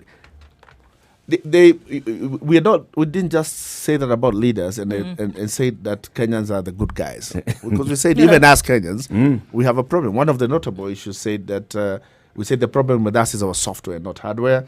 And what's wrong with us Kenyans is more about our attitudes and behaviors rather than the environment and circumstances. Because this is possibly the first time that people are getting engaged at this level, even at the submission of a report. Usually people they just move on. And in fact, we say that in Kenya, there is no tomorrow. Kenya is just about today. And that's not about the leaders. It's about us. So it's a wholesome obligation, not just for the leaders to make sure that they push this forward, but also for us to get engaged and for them to know. And push to make sure that they get it forward. Because leaders follow people because they are created by people. So if people seriously show that they have an interest in this and they want particular things done, leaders usually have no choice. They have to do them. So are we saying that if there's no interest then, if we see that people are not putting their interest forward by being now proactive, debating this, showing their interest, that this too could go under the water? Well, it's not a Kenyan thing. It's a human thing. Why I don't think anybody would get involved in chasing things that people are not interested in. That I don't think would happen in anywhere. You don't think the political elite might keep this going because it benefits them one way or another? Whether or not Kenyans are interested in this? As I said, the basis of everything, basis of politics, basis of leadership is about it's about the interests of the people. And if we show, and I think Kenyans have shown, that they want this and they want it to move forward, Of the course. leaders have to respond to that. Can I ask a question with regards to your consultations that you had at regional levels and with the different people who were involved in recommendations and so on, your consultations?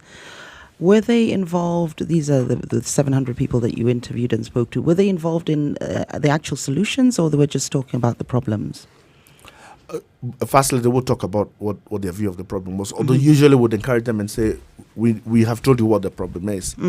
So let's not spend too much time discussing the problem, Right. so that you don't have people come and tell you how they gave a specific bribe. That might not matter. Sure. Maybe we need to get your feeling about the problem and what kind of solution. You might not have a specific solution, but what kind of solution would you want to see? So the recommendations have some sense of what people feel. It has a sense of It's what... not just the problems. The recommendations too, the solutions are owned by Kenyans, so to speak. I will give you an example. When we started debating among ourselves on the issues of devolution and how expensive it has become, we went to the field with the mind that you can actually reduce counties. By the time we got halfway, Shock on you. shock on it was very clear. Do not dare touch. Well, everybody will agree and say, yeah, It's actually, expensive. It's expensive. Actually, reduce them, but don't touch mine. All right. Everybody else is. Everybody thought it was a good idea if they could be reduced, but not when rat reduction included affecting their own county. And so that was a reality check. So by the time we now came back to craft recommendations, it was very clear that if you're going to handle that problem, you have to handle it in another way. You have to find a Right. different route. You have to find a different addressing route, the because costs. whatever recommendation you come with is one that the people you have met is not going to accept. We have Paul Mwangi in the studio. Paul Mwangi is one of the joint secretaries of the BBI task force. He's here to give us shed some light on how they worked as a task force, how they came up with the report, and of course we'll be asking him about some areas of the report that need some conversation. This is a situation room. Let's allow him to have a sip of water, and then we come back and continue the conversation. It's 17 minutes past 8 o'clock.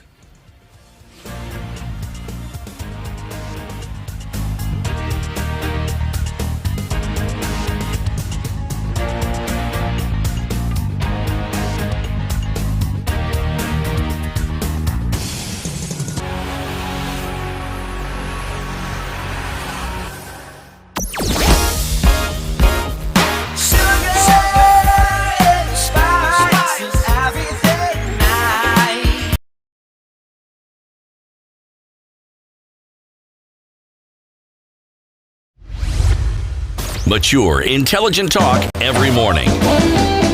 Spice up yourself.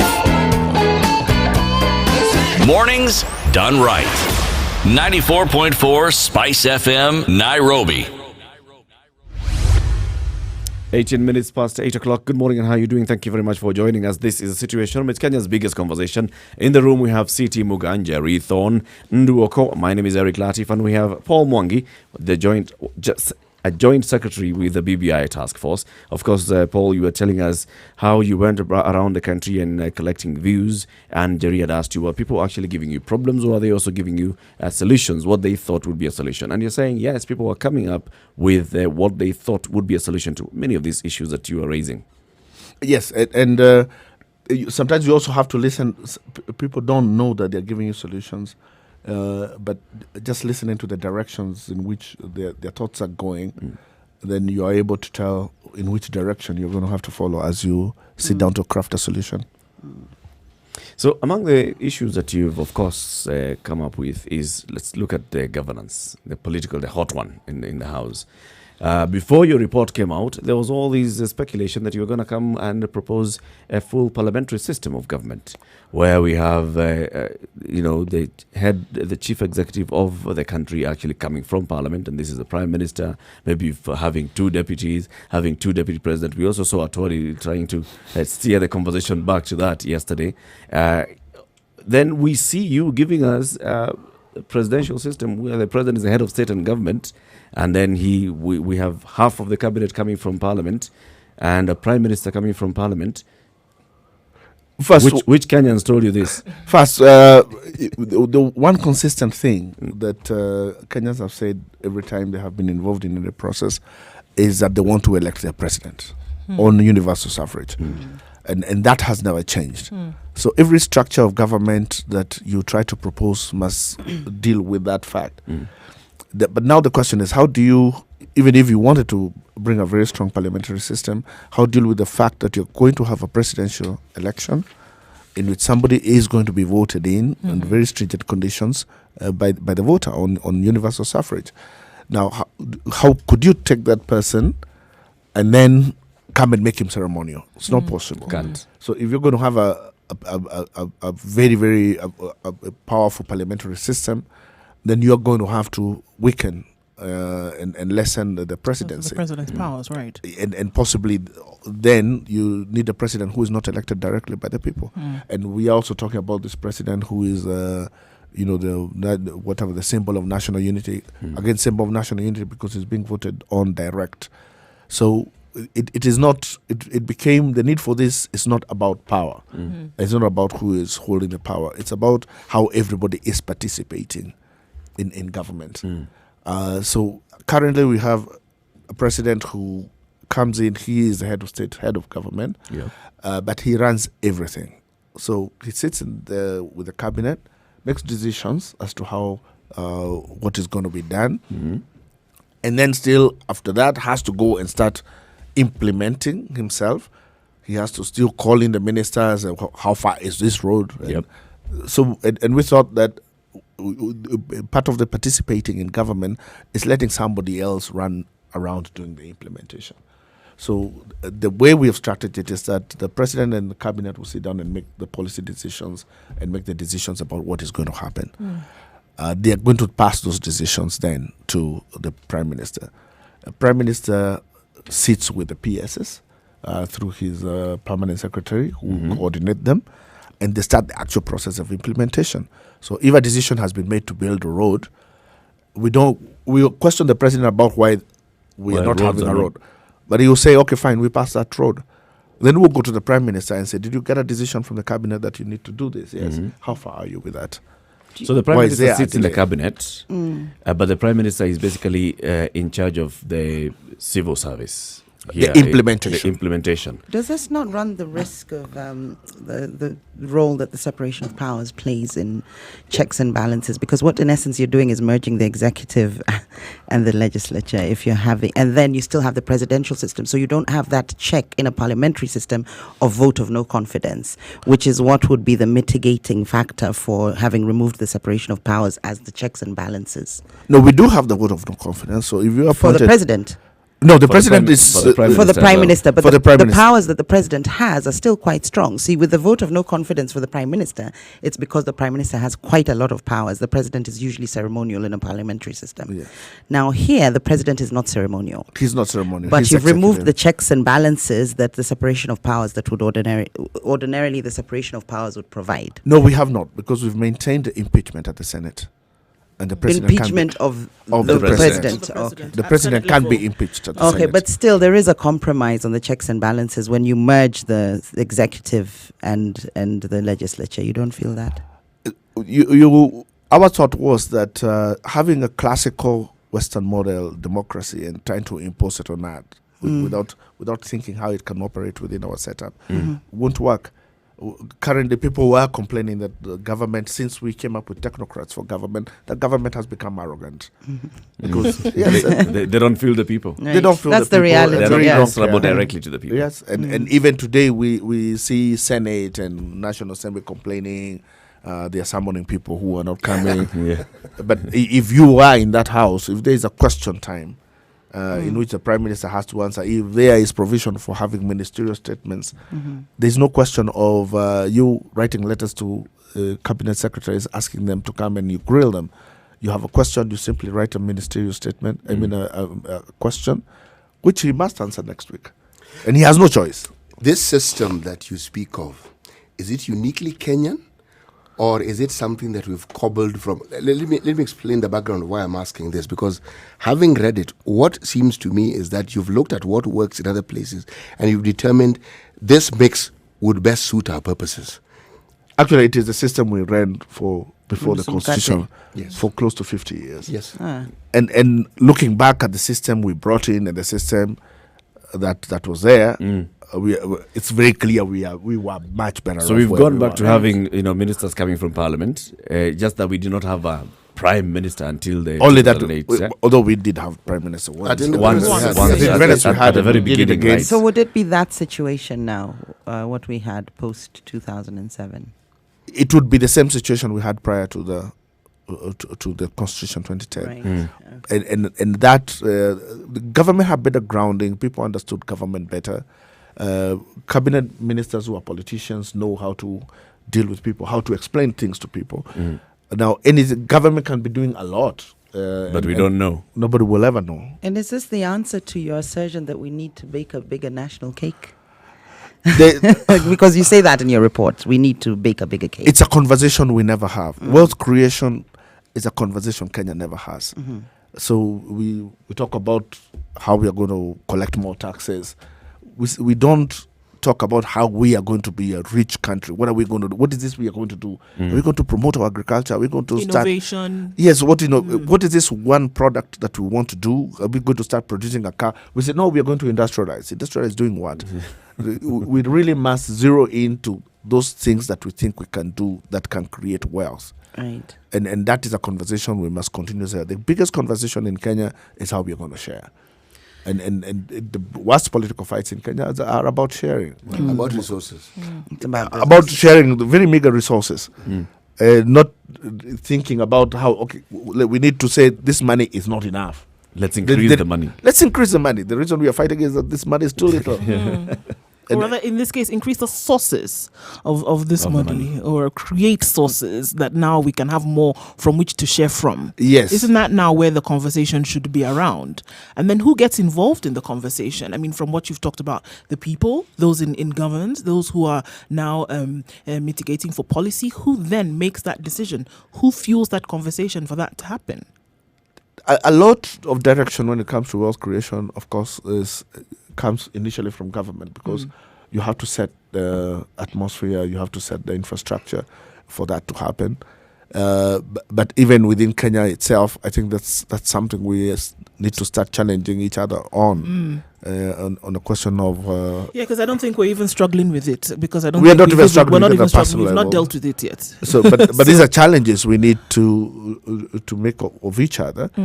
And we don't demonize.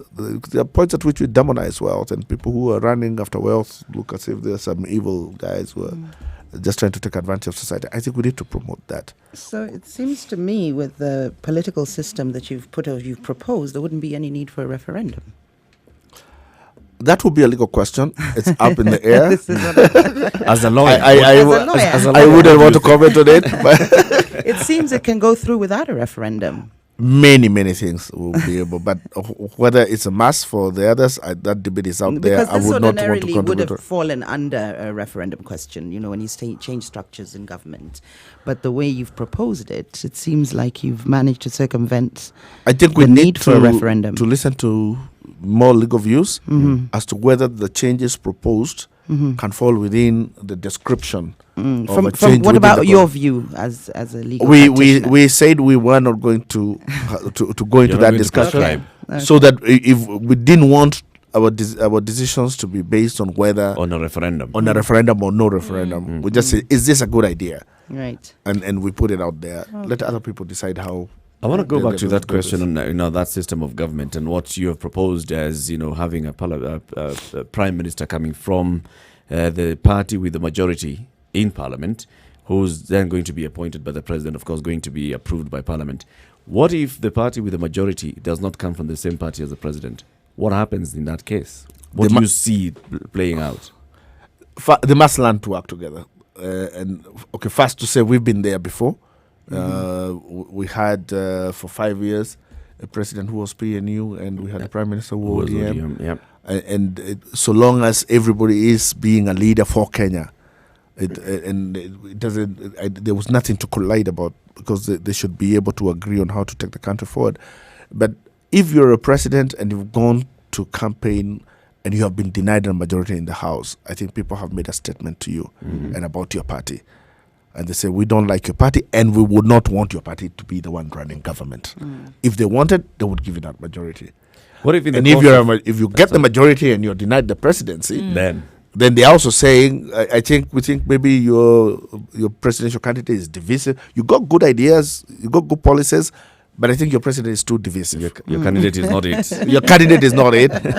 So it's kind of, they're saying, I think this is the person who should keep the country together, who should lead the country, and I think these are the ideas But then you also that he should pursue. You may have the same person who's actually the presidential candidate being the leader, who then joins parliament. So people rejected you as a CT Muga as a presidential candidate, but because you are the leader of this coalition, then you also join parliament and you become prime minister. We have said the person who becomes the prime minister then will come from the majority. Yes. But one of the proposals we had said is that if you're the runner-up and you lost the election, you must go and become the leader of the opposition. Because the opposition is a role. Absolutely. And democracy, yeah. yes, and somebody must play that role and must be a credible person. And you can't go looking for an opposition leader from someone people have never. And here's the conundrum. So the person who actually lost the election as a president has a majority in parliament. His party. Yes. Has a majority in parliament. So his party will produce a So prime minister. his party will produce a prime minister, but the person now becomes the leader of He goes and becomes the leader of the opposition. of the opposition, and the opposition is not his party. The opposition, they Let's look at 2008, right? So Raila Odinga had a majority in parliament, yes. but he had not won the election. So he goes into parliament. His party is a majority. He should produce the prime minister, but he cannot be the prime minister. He'll be the leader of the of the opposition. We had a situation in that scenario where the parliamentarians themselves now had to form themselves into the opposition. Then became more superfluous. A coalition of Yes, but it did happen. And the French system also has similar situations where you can end up having a president who is from one party and a prime minister from another party. And they go through something called a cohabitation, which we will have to draft and see how that works. So it now becomes an issue of roles rather than the parties you belong to. It becomes an issue of roles and how we are going to organize those roles and who is going to play those roles. But all these are roles of leadership. It's not a football game where you say that somebody must be It's for and against, yes. That is just for against. It's just roles we are playing, and we are all playing these roles in the process of governance. And that opposition is also a process of governance. And we came up, that's why we proposed that the idea of having that has never happened A in shadow Kenya. cabinet. Yes, and Yeah, that happens contrast. in the Westminster model where you have people playing roles of shadow cabinet. Yeah. And we thought that would be a good way to involve more people Of course. in governance, where you play a role in, for instance, finance. Actually, even more importantly, from what I see, it's we will be educating Kenyans on how things could be done differently. Yes. That as opposed to what we've had, this is a different thing. this is altogether. different, and actually everyone gets to participate. You may not think so, but they do. But then the implementation. 27 minutes to 9 o'clock. Let's take a look at what's happening in the traffic situation. 96.1 Spice FM. Kisi.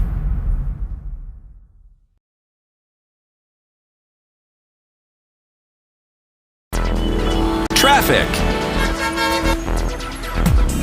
So the mother of all traffic jams is actually on Mombasa Road right now, and it's looking like she's not going to let up right now. All the way from Syokimau heading outbound on Mombasa Road is giving nightmares of epic proportions. We don't know how long that's going to take to open up, but we also understand that the construction on the expressway has already begun. This could be a contributing factor. People starting to stop and take a look of what's going on. Might be the case. Langata Road coming out to the T-Mall roundabout and either joining Bagathi Way or heading towards the Nyayo Stadium roundabout is not so painful, but it is moving slowly. Coming off of Thika Road also is some traffic. It seems to be a gridlock just before you get to the Pangani underpass.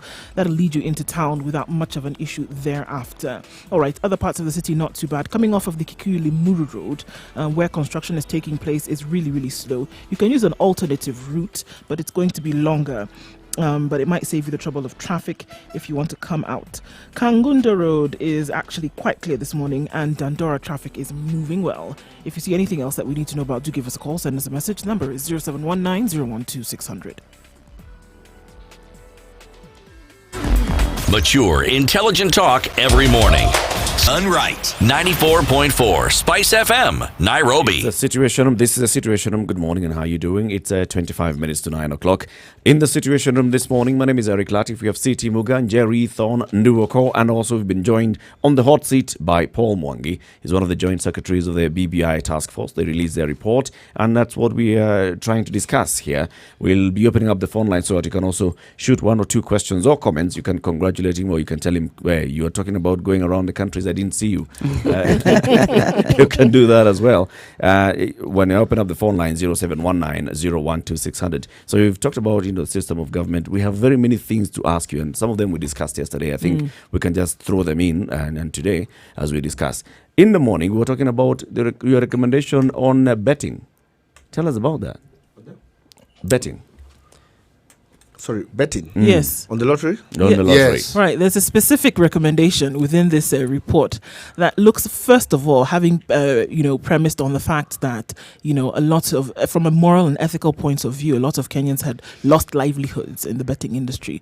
But the answer seems to be in the establishment of national betting industry, and that would essentially replace the private entities that have been taking place in the country. Well, betting itself is not an activity that we possibly should allow, but it's an activity anyway that has been allowed all these years. Okay. We as government or we as society? We as society. Okay. And one of the things that have gone wrong is that it has totally lacked any form of regulation, and it's just gone wild. But our thinking is that if we are going to have it, then at least let the beneficiary of it be the same public. So if people are going to engage in betting, we're going to have it better regulated so that people don't risk livelihoods, as you say. So it becomes more of a game rather than what it had become, almost an investment. It was a career. It becomes a career. So we provide it as a game, as so many other sins that exist anyway. But you can still win money. Yeah? Well, you still place money to win more. Well, not as a career, not as an investment, but that's why I say it as a game. In fact, that's what they call it, gaming. But then the benefits of it cannot be something that then a private person can go and enrich themselves in. Let's take that money and we reinject it back into the same society. This the way we had the Kenya charity sweepstakes. So if we are going to make 1 billion shillings from gaming every year, why don't we use that money to do more charity? Benefit the people. Yeah, to benefit the people. But put in it order for charitable someone to projects. place a bet, they must still spend some money, right? Yes. Yes. So there's not much difference then at all. No, that's the essence of betting. And as I said, it's not. If you looked at it from a moral point of view. moral point of view, from a religious point of view, we shouldn't be doing it. But the society there are has so said many we other want things to we do shouldn't it. be doing. But the Exactly. society has decided that they can it allow it. It could run the risk of you doing the same with BAT, with cigarettes and EABL, the government saying, well, we're going to let it, but to counter the sort of moral aspects that we have to contend with, we'll take all the money and give it back to you guys. Let the as government sell society. cigarettes. Well, but No, basically, So you can only have a pint it's a day. regulated, and you see, even when it came to the beer industry, the tobacco industry, the problem that we got to a point is saying that they're not regulated, and it became a free for all. But there's also freedom. They're saying if consciously you decide that you want to smoke or you want to drink, the government cannot be puritanical and say that now we have some religious morals that say we are not going to allow drinking or smoking in this society. We've said we are going to be secular, but we are, as a government, cannot also leave it to the point that it becomes destructive. A menace, yeah. So there are going to be regulation. But even with regulation, there's still people who become alcoholics. I'm wondering, Paul, who came to you and actually came up with this, Said this as a betting thing problem is- and as a solution?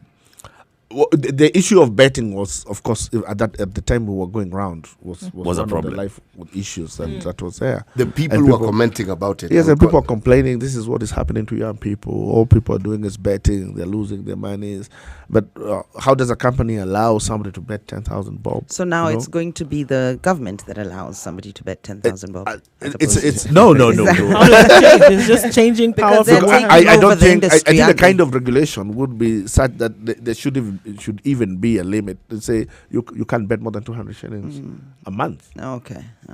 So you can buy one. So ticket and that's essentially, it. you're trying to legislate morality. No, it's regulation. It has nothing to do with Regulation. morals. You're regulating morality. The reason why I'm saying this is the thinking behind betting is probably the same thinking about sex work, isn't it? It's a moral issue. No, because with the positions we've taken are very different. Because the society, when it comes to sex, commercial sex work, is something they've said no. That they've It's criminalized outlawed. it, and they said that's not going to happen.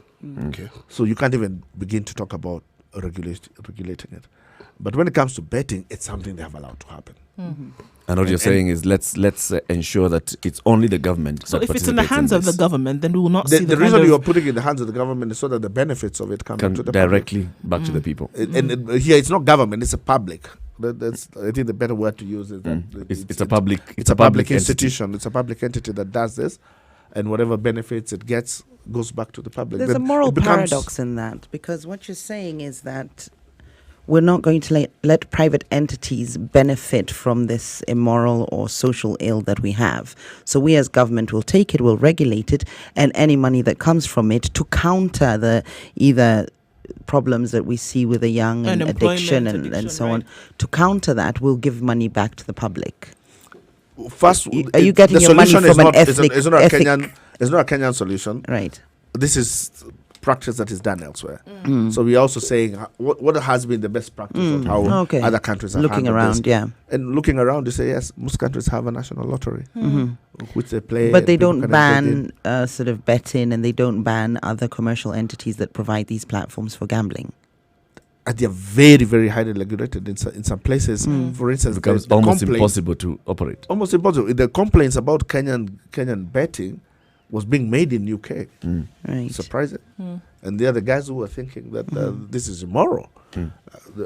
Now we still were thinking that that's a very good thing. And how would you then control, or how would you propose they control betting online with interconnectivity and so on? It becomes impossible. So they can bet using international companies and so on. Are you even able to tax that? Betting online will not happen without pay channels, all which will be locally Regulated. Right. Oh, Okay. So right. you've got the structures in place. For that, Okay. the structures They've seem thought to be it through. very well in place in terms of how that will be You have to implemented. go through M-Pesa or PayPal, and if the law locally is that you cannot engage in that, then nobody Then will. nobody What will about do it. with international ones? You can use credit cards or your debit card that take Visa or MasterCard. It's going to be a tricky one to navigate. But again, unless your Visa card is is operating from an account that's outside Kenya, so long as the account So is even in with Kenya, banks, okay. the bank would You should can not allow still that see the to- bank will not remove debit the money. There's the other issue that we're discussing about gender, of course, and you've made a couple of far-reaching and good recommendations on gender. For example, saying a governor shall be for both gender, the Shall be governor balanced. Yeah. and the deputy governor shall be balanced, and then also saying the Political Parties Act should be amended to ensure that you have more gender participation. Then we asked ourselves, so why did these guys leave it only there? Why not come to the national level? Why not say that one of the two, president and deputy, must be of either gender? Actually, hearing it yesterday, I thought it was a good idea. I think that's some of the conversations we need to have after this report. Did you not emerge at any point during your deliberations?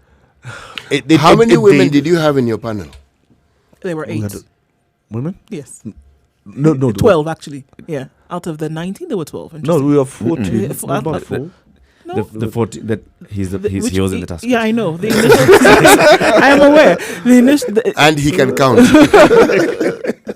So he's saying count? that. So you had how many? We had 4. Four women out of the 14 member. Yes, we had Okay, Dr. 4. Florence Omosa, we had Agnes Modama, we had Marion Deshomo, and we had Honorable Rose Museo. The 4. So what was your question, CT, when you're going with that? You see, my question to him was, if you had 4 women in this panel, did they not bring this up? The issue came up, and as he said, at that time, you're trying to balance and say, okay, fine, are we reaching too far by even going to the presidential, and then you think, okay, fine, let's stop at governor, and let's see how people receive that, and if they want to add to it, they will add to it, but at least the issue is on the table. And it was always in our mind that ours is not the last say. There are things we will say and people might want to improve on them, and there are things we'll say which people might reject. But we didn't want also the idea to be brought in through a high octane political. So you're trying to balance. So you yes, you we are have- looking at the principles that we have that are likely to be president, deputy president, prime minister, and you're saying, these guys, if we say woman, then we lose them. you might even lose that idea itself because you bog it down in a controversy. But listening to yesterday, I think it's possible, and I think people could accept, and it will be a good thing for women, because if we've never had a position, well, we've had a position once when somebody, the vice president, succeeded the president. Yep. But in many instances, it doesn't happen in most countries in the world. But if people are able to keep seeing a woman in the position of deputy president, or vice president, Becomes normalized. it becomes normalized. The issue of interaction between women and power starts getting normalized. You see, what this reminds me of was the issue of the Kadi courts in the constitution when we're discussing this current constitution. You, as a lawyer, would understand it better than I can. And the church, specifically the Christians, did not want this. Which was surprising because it has always been there. Yes. That was very surprising. But I think it was always there in such a low-key manner Yeah. that people really never... People never knew that it People existed. never knew that it existed. So when it came up and said, "Would you think these courts have been here?" And then all of a sudden, it seems people had not internalized it. Yep. So talking about the possibility that we are going to elect women as president, it's maybe something we need to start culturing people into. And yes, I cannot think of a better way to culture people into women at that level than ensuring that deputy president Why is I always a bring this woman. in is I feel that we can recover ground, but that was an opportunity lost. Because had you actually brought it in, Yep. the dialogue would have been out there. No, the dialogue is now out there. It is. People seem to say, if they are through with it, say that governor one thinks, okay, that's okay. Now. Now let's have this conversation. Because the conversation I can see passing very easily is the one of the speakers, is the one of the whips, the majority leaders. No problem there. Yeah, I don't see any problem there. But the other one is hot. It's hot because of the people. The And current, it's hot because it's a current very lead- powerful position. Yep. And you're going to lock a lot of men out from ever being, when they think that every time there is a contest. president, they can forget about being. It's not a problem. Even the people who want to run for president are possibly not going to like it because it limits your choices. It limits how many political games you can play. with Let me the- open with up issue the of phone deputy lines. president. 0719 012 600. That's 0719 012 600. Got any question to Paul Mwangi from the BBI Task Force? Shoot. This is your time. 12 minutes to 9 o'clock. Sugar and spice and everything nice. Everything nice.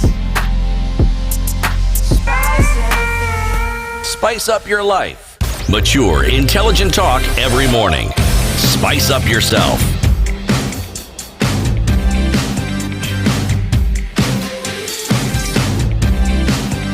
Mornings done right. 94.4 Spice FM, Nairobi. Ni lazima president akiwa president awe na two deputies na awe na uwezo wa yeye kuchagua vile atakavyochagua prime minister. Tutaendelea hivyo pale kwa prime minister, tuwe na assistant to prime ministers. Hii mimi naambia hivyo kwa ajili nchi zote za ulimwengu zilizoendelea kwenda Asia wameangalia governance ya kwamba baada ya election uwezo uweko kwa wale ambao hawakupata nafasi wanapata nafasi, ili wananchi wa move towards one line. Asante sana kwa kunisikiza na asante sana kwa kusikia hiyo. That all he was there. You're going to respond to that, but also let me pick this call from Esther. Esther is in Mombasa. Good morning, Esther. Good morning. How are you? We're fine, thank you. Morning. Yes, I have a question for Mr. Paul. Yes.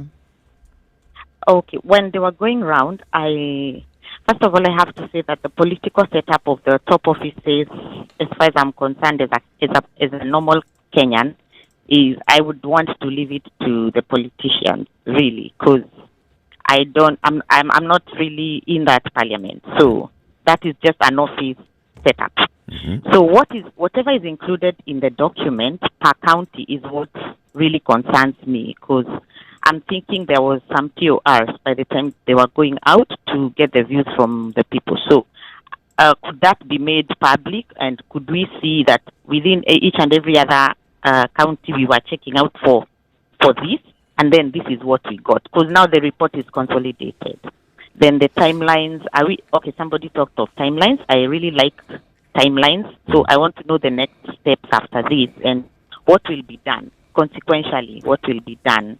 All right. And the governance and leadership. In each, as they did that, were there strengths and weaknesses they identified per counties as per project, and how are they going to do them? This is still a proposal. And is there a team for implementation? And the support and resources, are they already discussed? Aligned. Have they been discussed? Yes, aligned, or are they gonna be available? Because these are projects. I think it's a project-based kind of approach. So if those would be there, then I will be a bit happy. And then the DP was not so happy yesterday, so I was wondering why is he not so happy? Bye. Thank you, Esther. First, on the issue of the TORs, there's a Gazette notice on the 24th of May 2018. That's a Gazette that set up the task force. And the Gazette has all the terms of reference. So if she can look for that, then she'll be able to tell the TORs that we were following. You've also annexed it in the report. It's also annexed in the report, which you can download from www.bbi.go.ke. There's a copy there. All right. On the timelines, as I said, I don't. We are going to have to wait to be given the timelines, but what I see happening going forward is first you have to have some consensus building now. A lot of it happened yesterday during the launch, but I think it now needs to be more formalized. Consolidated. And consolidated. And find out how many political parties are with you and on which issues. Now, on the issues that there seems to be full consensus on, I anticipate that those might start moving forward. Then we'll have to step back and start addressing the things that we might not have full consensus on, or things that there is no consensus on. And now there's the new issue that has come up of people who are saying that they will possibly want to bring out other things for consideration. So the timelines would follow that process and would cater for that implementation. On the country's projects, we didn't go and we told people that we don't want to listen to their local politics. So we didn't want to sit there and listen. You are not auditing counties and We are their not auditing performance. counties. We don't want to complain about your governor and Your MCA. and your MCA. But we did observe and we that in very many counties governors had abandoned projects that had been done by The previous governors. governor. And there was a lot of wastage. And we have made a recommendation saying that when a new governor comes in, Treasury must require that new governor to factor to completion all the projects that had been started by the older regime. And if a governor is going to abandon the project, then there must be an explanation to be made for it. Maybe it's an explanation they need to make to Senate as to why they are abandoning a project that had been started, because it's wasting government money. And you need that continuity for development. Don't Yeah. you? Did you also have in that report? Do you have some of the issues that were raised by the people? Like, have you? Do you have like a report of the verbatim presentations by the people? We do have recordings, and we are processing the Hansard of everything that was done. We shall be posting it when it is ready on the website. We have videos of all the proceedings, and we have photos. So there's a full record of everything that went on.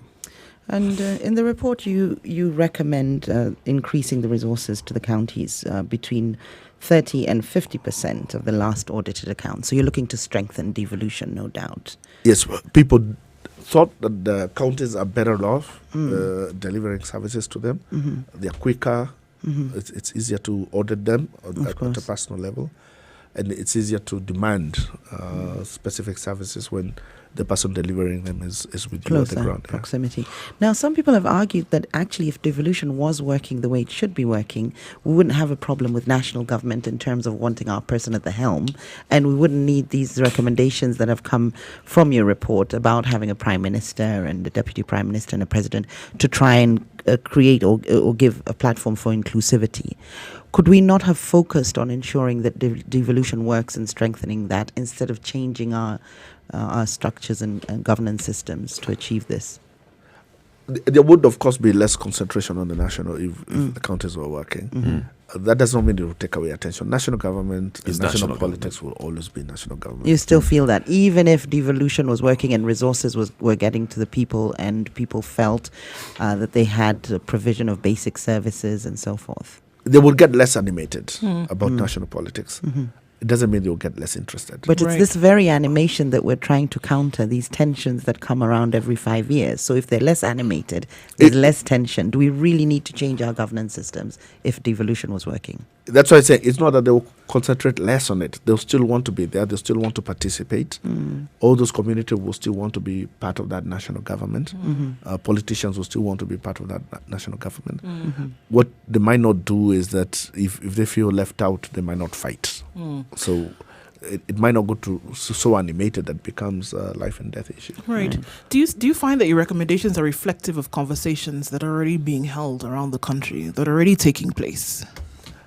A lot of them, a lot of the things that we handled there were very many things that were already taking place, but some of things that people had never talked about. For instance, the whole idea of public participation, we were surprised how central it is to people, and that people do feel strongly about public participation. But that people are feeling that it's a useless exercise in the way it's conducted. And that's why we came with the idea of having an office of a public rapporteur. And the idea, everybody does public participation, from NEMA to just about in everything that's going on in Kenya, is public participation taking place. And everybody is spending money. But everybody is coming up with their own rules of how to do it. And those rules are usually skewed towards what you want to achieve. What you want to do. Yes. So, for instance, you have, if you want a good recommendation, you have public participation, and you make sure you allocate an allowance of 4,000 shillings to everybody. Other places, they are being given one. So, first we thought, if you actually put up this office that does all this, we will even save money. Because then everybody, all the money that you have for public participation, you go and pay it to an office that does public participation. They have rules that apply across the board. So if I do public participation for the county, it's the same public participation I'll do for Kenha. It's the same one I'll do for NEMA. And under the same rules, under the same scientific guidelines. And then I'll have a record. And then there'll be expectation. This is how we're going to engage with one another. Yes, this is the way we shall be engaging with one another. How do you sample who you invite? Right. Again, if you want to pass, it depends on who you go and handpick who you want to come. Yeah. If you're talking about an independent office, they will do a more scientific sampling of who attends to that participation. Paul, we're coming to the top of the hour. Maybe lastly, if I may add, there will be a record of what has happened. There was a question from the caller that I was hoping you'd answer about Ruto's... Can you tell why Ruto was looking angry to Not Esther? looking happy yesterday. It was a somber moment. The man was allowed to look pensive. No, let's hear it from Because Paul. You will not hear it. You will not hear it. Because according to Esther and Jerry, Ruto was not looking happy. According to Esther and Did you Jerry. see him smiling and laughing? Yes, when he was His presenting. Excellency Eric, was after coming to the the top of the hour, hour. can we keep Paul here for 5 Please. minutes? For the next conversation, Yes, right? please, just for 5 minutes or Yes, 10, we've been please. having Paul Mwangi. He's one of the joint secretaries of the BBI task force. Of course, he's been answering some of the very many questions that we've had, and we are continuing to have these questions as we, of course, read the report, and we'll be calling you in as we go along, right? Talk about implementation, talk about the systems that you've recommended, and we'll have you stay a bit for the next conversation. This is the Situation Room. It's Kenya's biggest conversation. It's now 9 o'clock. Good morning.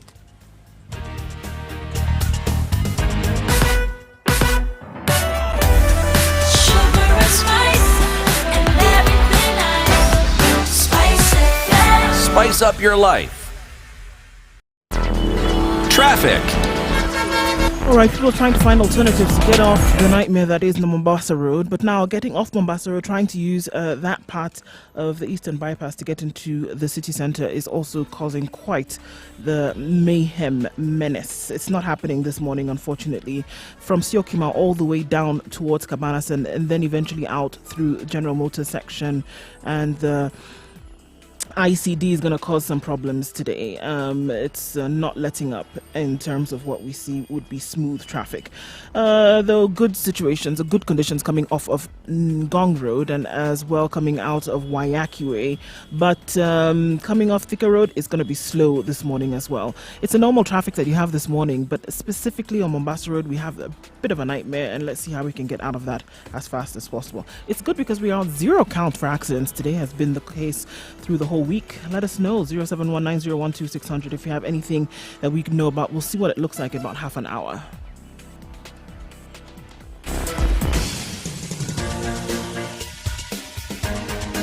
This is The Situation Room, the home of hard-hitting political commentary and penetrating insights about the state of the nation. This is a talk radio experience like no other. The Situation Room, a place for hard truths, debates, and elevated conversations. The Situation Room, witty, political, engaging, deep, controversial. In the room, we have Nyeri Thorne, lawyer, political strategist, an insider in the corridors of power, ready to take on any side of the debate with her signature eloquence and grit. C.T. Muga, researcher, academic, seasoned political observer, a fountain of wisdom in these politically uncertain times. Ndu Oko, Nigerian by birth, Kenyan by choice, communications expert, Pan-Africanist, a truth seeker and believer in people power, and Eric Latif, agent provocateur, the man in the chair, seasoned journalist, news hound, a man who believes in punching up, not down. This is The Situation Room, the only way to start your Omongi day. has graciously accepted to stay on for the next 5 minutes, so we can ask 2 questions, right? Question number 1, C.T. Muga, for 25 marks. Okay. And how many sentences am I allowed to ask the question? And the one thing that keeps coming up in the national conversation is the non-performance of governors. Is there anything that the BBI has done to address this? Governors are supposed to be put in check by county assemblies, but governors have had have been able to control county assemblies because all the money that goes to county assemblies have to go to the main account of the county, which the governor controls. Yes. And the proposal we have made is that when the money is coming from Treasury, it needs to come. We need to have a separate account for the county assembly, and let the money go directly to the county assembly, so that they are able to be totally independent from the governor. And the governor does not determine whether you go on they should not be going on benchmarking, but the governor does not decide whether, because that's the way they get to control them. That if you fight him, then he does not approve monies that you need to spend. Thank you. Jerry, you had a question? I want to go back to that question, but phrase it slightly differently in terms of the political overtones or undertones of this BBI report. They factions, and we saw some sort of heckling yesterday with Murkomen, sadly. I mean, Murkomen's a great guy. I just don't think this was a platform for this, considering it was a Building Bridges initiative. But there will be political overtones and undertones. Now, you as the owner of the document, were you aware of this when you were putting together some of these recommendations, that there would be political fallout or backlash or undertones and overtones, and not everybody would be happy politically, especially in the leadership? We had a caller ask about why Ruto didn't look too happy. So we have dealt throughout the process with the realization that we are operating from a very politically volatile situation. Mm-hmm. And we did what we did is first we decided we are going to ignore it and said let the politicians do their thing. Right. We have to concentrate on what our thing is. Mm-hmm. And even in the recommendations, But your team was politicians.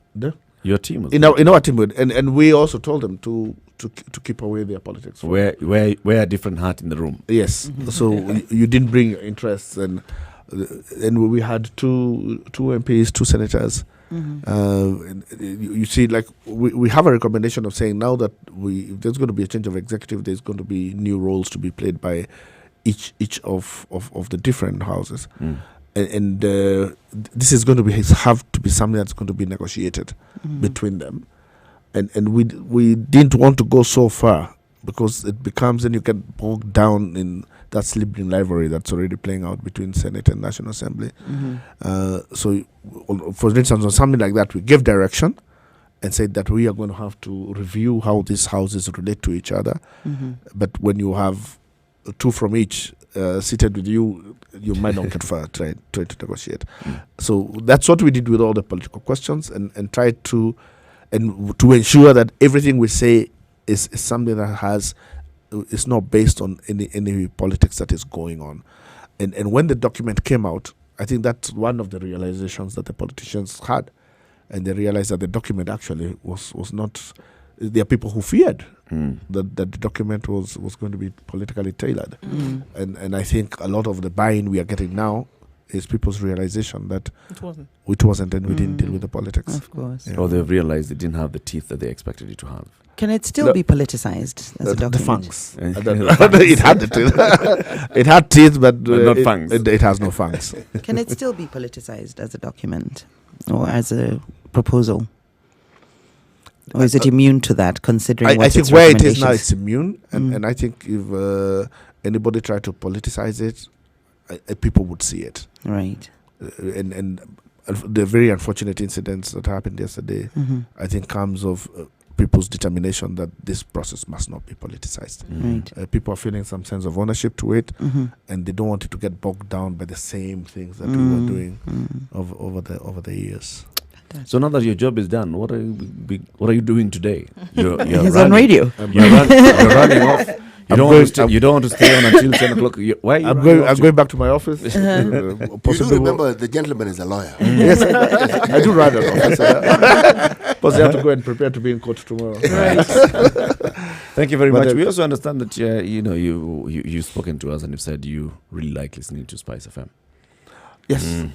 Tell us. Tell everybody about that. You're forcing him. Yes. I didn't know until a friend of mine came and said there's a news station and all they're playing is your kind of music. And I went, and from the day I keyed it into my car radio, I've not changed it since. Your radio doesn't shika anything else. It doesn't shika anything else. There you go. And of course, you listen to the morning show as well. Yes, and I do that too. It starts very bright and early from the beginning of the day to the end. Thank you very much, Paul Mwangi. Thank you for the invitation. For the Thank you, BBI Paul. task force. You guys have been great company. We'll be calling you again, of course, when you have an issue that we are feeling. We don't understand what exactly the BBI report was talking about here, so we can just call you in and you can weigh in and give us some insights on the thinking behind it. Anytime. Thank you. Asante sana. Thank you. Thank you. Have a good day. This is the Situation Room. Of course, we are not leaving. Paul Mwangi has gone, but we continue with the conversation. The conversation always continues, like CT Muga says. So he'll be here shortly. We're continuing the conversation, borrowing from what we've been discussing. Systems of government is what CT Muga wants to discuss this morning. Good morning. It's 8 minutes after 8 o'clock. 8 minutes past 9 o'clock. I beg your pardon.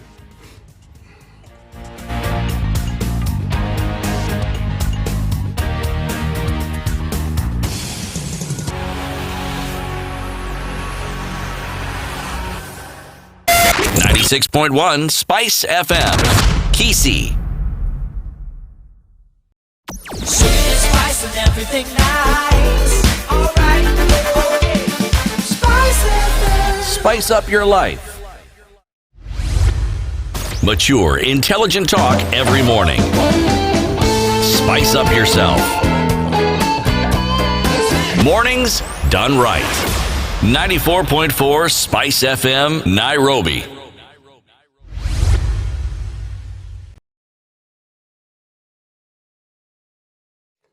Have you joined the conversation on Twitter at SpiceFMKE? Please tag us. And also, our Twitter hashtag is the Situation Room. And everybody here has got a Twitter handle, right? Your Twitter handle, Jerry? Good Lord. I think it's Jerry Thorne. Yeah. I'm not sure. At Jerry Thorne. At Jerry Thorne. Thorne with an E on the end, yeah. Ndu? Nduoko. At Nduoko with a H at the end. Yes, please. And CT at Twitter. What is that thing? Erasmus. All right. So your Twitter handle, CT, is at CT Muga. It is, huh? Right. Okay, if you say so. And at Eric Latif. This is a Situation Room at 10 minutes past 9 o'clock. Let's have the conversation now about systems of government. So we've had what the gentleman from the BBI task force has told us. There were things that they considered. If we go fully parliamentary, what would it mean? And then what other systems of government are there in the world? And they've settled on what they've proposed. It's actually a very, very interesting mix. And on the surface, it looks as though they have actually killed what we call the traditional opposition politics in Kenya. Because they've opened up a space where anybody can be in the opposition. Anyone can be in the opposition. You don't necessarily have, you could even win an election or you can lose an election. And still be in government. And still be in government and still be it's crazy. But it is good crazy because the other options that people have for government, the ones that we normally talk about, they lend themselves to certain ills that are also obvious. Now, can I interrupt you? I've got a caller online. No, please. And this is Amani. So John, the producer, is telling me Amani wants to throw in a point just before Paul Mongi gets into his car. Let us say Before Paul Mongi gets into his car. Okay. Amani, good morning. Good morning, guys. How are you? Good Fine, morning, thank you. Amani. Always fun talking to you people. Merci. Now, I love you. I love your rendition of the Nigerian accent. Please, humorous. Yeah, it's fantastic. Right. Yeah, so please, yeah, good for you. Now, just to comment on the general things that have happened this morning in terms of conversations. I definitely agree that we need to support any good initiative from any quarter. So whether it's government or civil society or whoever, we need to support good initiatives if they're for the common good. However, with the government, as you've already said, there's skepticism because of the historical non-implementation or non-seriousness in carrying through what has been recommended and suggested, and by the people themselves and by experts. And that is rather sad. But I think the skepticism is important, that we continue being skeptical, because I think that might lead to us creating the lobby groups or whatever that will insist on pushing the agenda to its logical conclusion. That is critical. If we sit back on our laurels and say, well, there's goodwill and things will just happen, it's not going to happen. Yeah, so I think we need to make that a strategy. Thank you. And then in terms of religion, in terms of religious groups supporting, against drinking and gambling or betting, I think those are certain religious groups. Because if you go to the Catholic Church and its teaching, you will see that drinking and gambling is actually okay. It's not an intrinsic evil in themselves. Yeah, it's the moderation that the church teaches when you engage in these things. So if you're not moderate, it means that you're being irresponsible about your own health, about meeting your commitments that are required of you. Yeah. So I think that's a way of looking at it also, so that we understand that businesses can do gambling and stuff. It's a business option that is perfectly acceptable to some religious quarters. It's not, no way, this is an evil, this is satanic, absolutely not. That's not the take on, let's say, the Catholic Church and probably few other religions. Thank you, Amani. Yeah. Now, I hope you'll be tuned in to listen to what City Book is actually about to educate us on systems of government. Yes. And then came in with this, that was almost 3,000 years ago. And then the Yellow River, that is in China. Now, these civilizations actually had these systems. Representation, but one of the things that they understood also was that you needed to protect what we call the citizenry, and what they protect the citizenry from is something that is identified right now in this in this time in our time in history. It's with Russia, oligarchy, where you have a few rich people actually deciding what happens in the country. Now, one of the terms that is actually not known, that any rule by an oligarch or oligarchy is actually called timocracy. Okay. Yes. Now, spell that. Tim, T-I-M-O-cracy. Crazy. Neither democracy. Yes. Yes. I know what you're thinking. that some of our brethren in this country Already know may already pronounce democracy in the same way and call it democracy. No, So what's the this one doesn't difference, begin with a D. It begins. Got it. It's a T, and you pronounce the T, not the D. T, democracy. Right. Okay, now this system of government that Mr. Paul Mwang is talking about is what you call a semi-actually presidential system. Semi. Why it is called semi? And actually, there are very many nuances to it. And this, I think, changes from country to country. What I liked about what he presented was how they've twisted this to suit the Kenyan situation. This group seemed to have understood and said, no, actually, if we really want to sort out these issues that we have to bring a situation that will ensure that at every turn we eliminate that issue of conflict that will arise. Of course, other issues will definitely arise, but we eliminate it completely. So that someone feels that I still have a chance. If I lose, I have a chance. If I win, I know what I will be. And even if I don't like what is going on, I will not be seen as a traitor if I oppose the government, because you can actually be given an official position where you can be in the opposition, again within parliament. Now, what though I think is going to be the real battlefield here is the mindset of us Kenyans. Because as we exhibited this morning, we question, we doubt, we cast aspersions at everything. And our reason is history. And we forget that we could actually rewrite history, or we could write it anew. We have an opportunity to. Yes, we can. So this system of government that we have, you're saying it's what? It's a mix. It's a mix. It's called, the general term for it is a semi-presidential system. Because two things happen here. You have two distinct centers of power. The president, head of state. Prime minister, head of government. Nope. This one, the president is head of state and government. No. It's just that the prime minister. That is a parliamentary system. No. Please understand what I'm saying. A semi-presidential system, the person who's going to be in charge of running the government is not going to be the president. It's going to be the prime minister. But in this proposed system by the BBI, it's the the president's president government. is head of state and government. It is his government. In this proposal, I understand in the semi-presidential system, yes. Mr. Mwangi explained this very clearly, and he said, we have a situation the president does everything currently. He's the one who chairs cabinet meetings and then goes to ensure this is done. And we're saying, we want to change that, so you bring in the prime minister so that those functions now fall under the prime minister. But the prime minister, Running in government this business, case, per se. in this proposal, the prime minister is not getting the powers that an ordinary prime minister would get under the semi-presidential system. And what is powers are happening those? that he's not head of state. He's not head of government. He's not head of No. government, rather. He's head of state. The president is head of state and head of government. In a presidential system, semi-presidential system, you'd have one is head of state and the other head of government. You see, I think it's nuances and semantics here. What you're saying is that the prime minister will essentially be like what do we Chief call it? minister. No, head of civil service.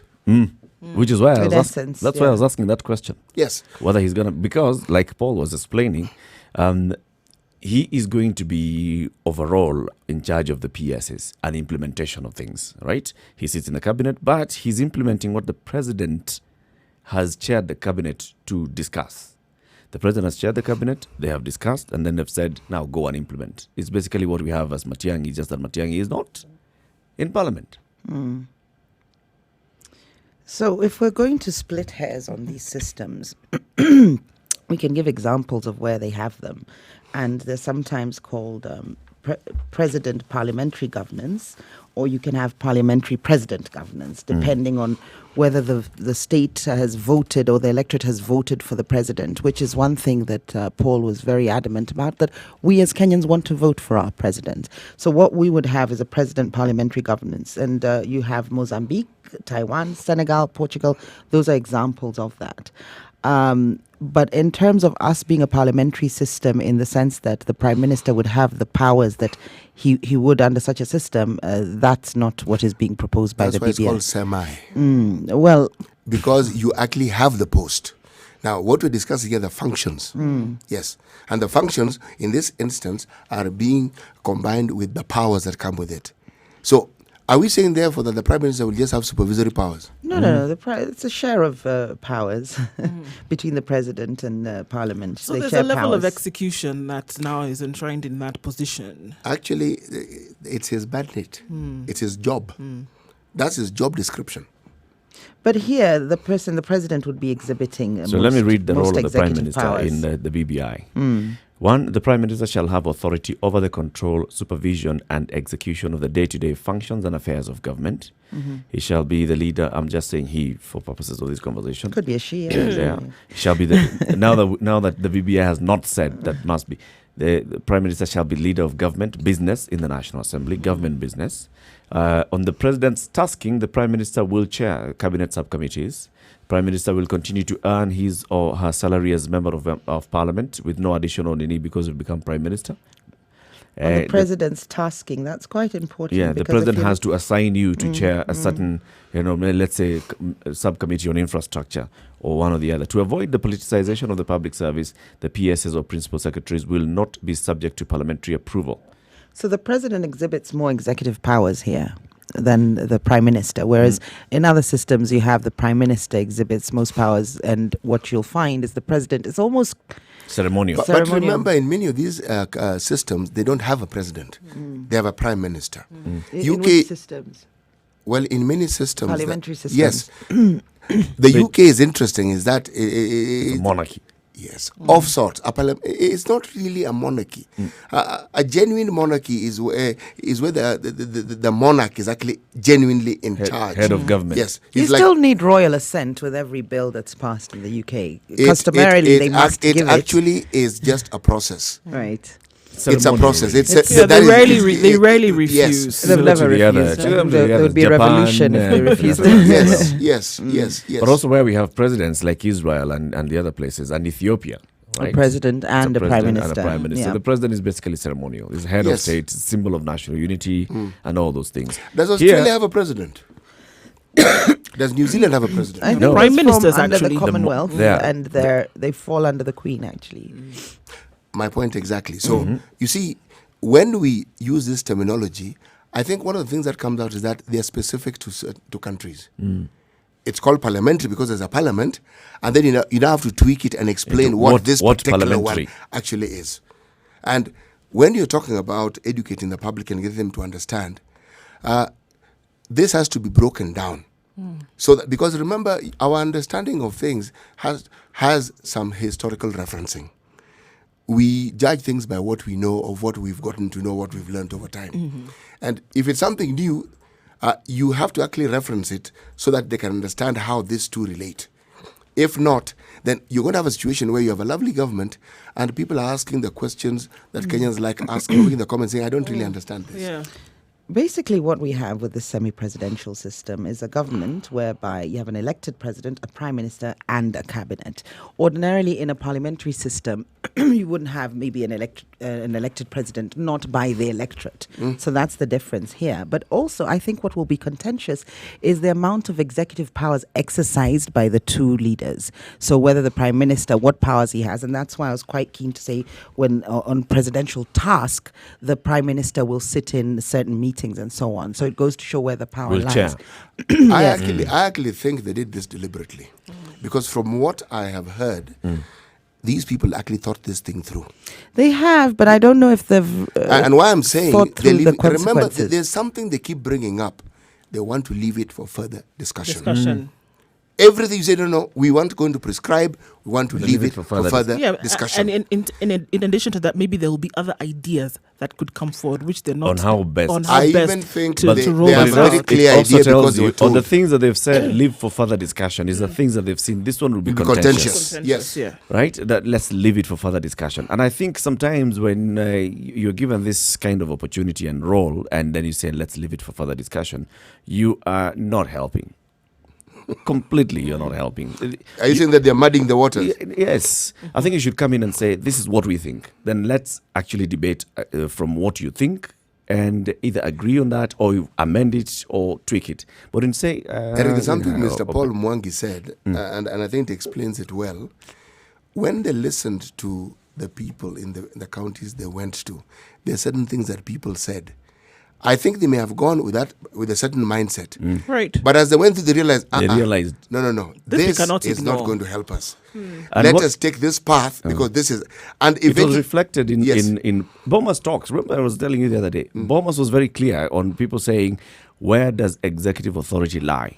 And who gives that executive authority? The people of Kenya must elect their head of government and the person that they'll hold accountable for delivery of their services. Now here it is where we're also coming and saying, let's have a parliament where a prime minister goes and responds to questions in parliament, and also a prime minister who helps the president in execution of. so in this setup of ours, the BBI, who is the PM going to be accountable to? The legislature. And You have the- Prime Minister's question time. And the president. And the president. I think what it is because in a fully or purely parliamentary system, you wouldn't be able to vote for the head of government because what happens is he would be picked from the majority party of the MPs, the most MPs. And given that Kenyans want to vote for their leader, we then have to have this quasi or hybrid system where we have a president because they could still vote for their leader, but he would be ceremonial. But they want to vote for the person that is responsible. And I think that's why they've tried to bring in this mix. But I see ahead, and I can see some sort of tussles coming up between the president and the prime minister in terms of who holds what executive powers. It's a mishmash of quite a few systems here. So it's not purely parliamentary, of course. It's not a semi-presidential system, because in a semi-presidential system, the prime minister, the premier, would be head of government. You don't have that here. So it's a mishmash. So we're electing the president. We have a prime minister. The prime minister is not head of government. There's a the term president, for it. There's a term for it, and Which that's is- what the BBI team has called it. An autochthonous national executive structure. Okay. I mean, I've studied politics and I haven't come across that. What does Do you that want mean? to give us the definition of that? They've just written it there, so let me go to ask Google. Autochthonous national executive. That's what they've called it. An autochthonous national. The kind of autochthonous, homegrown executive structure that responds to our political realities, sought by Kenyans, is broad-based and inclusive, and has those characteristics. Have you- President, deputy president. Is there a definition? I was going to say deputy. Let me ask Google. Is there a definition for that? Yes. So while you're looking that up, we'll just talk about the different systems. So there's the system we have at the moment, which is the presidential system, where you have the separation of powers. You have the president, the legislature, or rather the executive, where the president falls under the legislature, and of course the judiciary. And then you have a parliamentary system, whereby the executive and the legislature can mix, so you can have ministers who are MPs and so on, and then the prime minister is picked as a result of which party It's has. a very simple thing, but Homegrown. it's not a type of government. It's Autochthony is a word that rarely surfaces in everyday English, clearly. It's a synonym for native or indigenous. I knew. I mean, I thought the type Having of government. the I mean, I've freedom never heard of this. to govern itself or control its own affairs. or homegrown or rooted in native soils. Right. Yes. Yeah. So So they're basically saying this is our own. It's homegrown. It's our own kind of Okay, structure. it's that our we're own democracy, which is fine. Well, Not- this not- one size none fits that all we can democracy compare hasn't with any. worked. Actually, It should be studied in by fact, the this is rest of not the world. Good. This is wonderful. Right. Yes. We're setting a precedent. just yesterday we had the discussions about, looking at democracy in crisis around the world and saying that it's time that you actually come up with something that is then, that you've been able to come up with as a country. And maybe it's time that you say we pick certain things that we can now put together and form for ourselves in terms of what would govern you and this is maybe an example of such. Actually looking at the trends, and it's coming from people and saying, okay, here we are, and let's put it together as our own. Right. What did we have previously, CT? I'm not saying you date back to sort of 63? No, prior to colonialism, in terms of our setups, even within our communities. I'm sure there were quite organized systems. I know, for instance, the Kikuyu are said to even have the equivalent of a jury and elders and so on. Were they elected? Was it an inheritance system? Actually, sessional paper number 10 addresses it when it talks about African socialism. It goes into amalgamating our values and systems as Africans and bringing it into modern day life and trying to ensure that basic things like human dignity, benefit for all are accounted for. And they argue that every African community within Kenya had those things. that even when somebody was wealthier than the others, there was a check and balance that made sure that they were not advantaged more than the citizenry of that particular place who didn't have what they had. Until capitalism took over. Yes. No, we had a form of capitalism. Right. It was socialism, not This capitalism that we have. No. You see, again, this is where now I backtrack and say, let's push aside the Western concepts of socialism and capitalism. Even in our societies, there were people who had more wealth than others. Sure. There were those who were wealthier. But no one went without. Yes. So it was a welfare system. Yes, and the system was such that if you're wealthy, you had a position. You're wealthy and your functions were known. There are people who are considered advisors, and these are people who more or less took care of the issues of the community democratic. Then you had medicine men. Was there anything such as voting and elections and campaigning? Yes, there was consensus. Consensus is voting. Yes. They had. People had to electing. agree. What about electing individuals? How did people come electing into power? in the Was it Western inheritance? concept of you have a vote. Like no. casting ballots? No. That did not happen. What determined your position was your achievements and according the value system of that community. If Would you automatically elevate you. Yes. So integrity, really. Chapter 6 Yes. is what elevated you. Yes, exactly.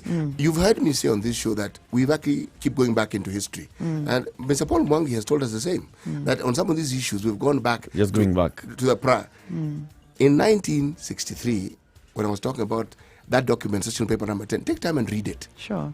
Believe me, it outlines many things that are being discussed right now with this BBI. 29 minutes to 10 o'clock. Let's take a look at what's on the roads. And then, of course, we discussed our system of government and we'll open up the phone line so we can hear your comments on this. President, Prime Minister. 96.1 Spice FM. Kisi.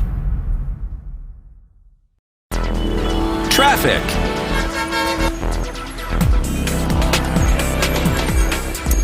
So it's gridlocked on both lanes on the eastern bypass from Tumaini to Thika Road. Unfortunately, trying to get onto Thika Road and trying to get off of Thika Road today is quite a problem. And it's huge because the traffic is dual, as is the bypass. Coming off of Mombasa Road also is giving us mind-boggling issues today. You're going to have to sit tight until you get past the area just around the JKIA, going to JKIA turnoff and also going towards Cabanas. It is, again, gridlock. Past 9 a.m., heading towards 10, we still have this problem. Right, let's see. Coming into different parts of the city doesn't seem to be so bad. On Langata Road, coming off and joining Bagadi Way, a little bit of traffic, but not too bad that you can't take it. Let's see what happens later on. But for now, I think most of you have gotten where you're going. And if you're stuck, it'll end soon enough. 0719012 is our number. Mature, intelligent talk every morning. Spice up yourself.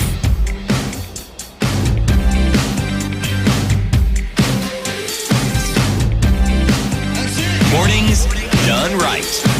94.4 Spice FM, Nairobi. So the elders, the eminent personalities sitting in the BBI task force thought hard and they thought, let's create a homegrown system that addresses our issues as Kenyans. And they came up with this system where we have an executive president, and the president is basically the head of state and government, elected the same way we're electing a president now. This is by garnering 50% plus one vote and getting 25% across more than half of the counties. Then the executive, under the authority of the president, shall have the power to determine the policy of government in general. And then the ministers who are appointed by the president, under the leadership of a prime minister who's also appointed by the president, shall be collectively responsible in the National Assembly for the execution of the affairs of the government. So they report to the National Assembly. The Prime Minister is within a set number of days. The President shall appoint as Prime Minister an elected member of the National Assembly from a political party having a majority of members in the National Assembly. If no political party has a majority, one who appears to have the support of a majority of MPs. So they'll do a vote within Parliament, I suppose. Interesting one. Again, I think the bone of contention is the executive powers that lay within the presidency. So it's, I think it appeases the problems that we have. But I think it could raise problems in the future as we start to understand this system. Strong-headed people. Absolutely. And then some of these powers, there's nothing traditional here in terms of political systems as far as I understand this. Because what you usually have, I was giving the different systems. So either you have a parliamentary system whereby the prime minister is head of state and rather head of government and government functions, and then you have a ceremonial leader, either in a president or a monarch. Now, that leader is not usually voted for in a parliamentary system. So in a semi-presidential system, the leader is voted for, this president, this ceremonial one, but their powers are limited. Now here, they're voted for and their powers are not limited. And it starts to make me think that maybe the parliamentary system that we're adopting here, or the premier, is actually the ceremonial figure, for the sake of appeasing the problems that we have. He has very little executive powers. Let me ask, when we talk of ceremonial presidents, what really are their functions? They could serve a number of different functions. I think, for instance, in the UK, it's tradition, don't have a president. upholding the monarchy. Well, if you look at it as a parliamentary system, and then there's a head of state, it's the same. You're talking about the countries that have a president. No, For the countries that have a the ceremonial UK would be a president. good example if you use the monarch, because what do? They oversee Ceremonial. functions. Yes, okay. Open this, shut this, represent Launch, this. right. Yeah, they do now. But if you look at this particular suggestion by the BBI, the Prime Minister's functions are more than that. The Prime Minister's functions, yes, they are more than that. What because they are powers actually the does ones, he have, though? He's a senior of the ministers. Right. Right? So the other ministers actually report to him. That's why we're saying the cabinet under the leadership of the Prime Minister. So he's a senior the boss. minister. He's So the we're boss looking at this in terms of of running all government ministers. business. Yes. Yes. So he actually has powers to run. To run the government. Yes. To run the government. Yes, Only not that, head of government. Only that he's actually implementing, and that's what Paul Mongi was telling us. He's implementing what has been discussed in the cabinet, and now he's a prefect. He's the head boy. When the president decides. He's the head boy. Remember, there was that little provision. That's about chairing committees. Where chairing committees is part of the implementation process. That, in fact, that's where the most biggest decisions are made. He's given upon authority. Authority from the president. What I'm saying is this premier does not have very many powers. So it's being used at the moment, and it's going to work given where we are. It's being used to appease the tensions that are there. I don't think it actually resolves the tensions. And in time, we're going to have to revisit this question. If we go ahead with this system. I see where you're heading with that. If we go ahead with this indeed, system. When you get to a point where the prime minister who's feeling, well, I have a majority in parliament. What are you telling me? And I am a prime minister. What are you telling me? Then the president says, I hold all the cards. I'm head of government, We have a head of situation where state. the president is actually also controlling parliament. But this is a perfect check. Where the president is controlling parliament. This makes it's a check. It means if the scenario you just painted comes into being, nothing is better than this. Is not even a check. It's a checkmate. If there's a collision, yeah, Right. I have my party has people. You're the president. People voted for you. They're going to have to sit and discuss, and they're And going to it's have to good. agree. No, they'll be at loggerheads a lot. If you want to look at the positive sides where there's checks and balances, of which I think they've been reduced by this system in merging the legislature and the executive. Of course, you've still got the Supreme Courts who can oversee any and excesses. the Senate and can the impeach. Senate can impeach.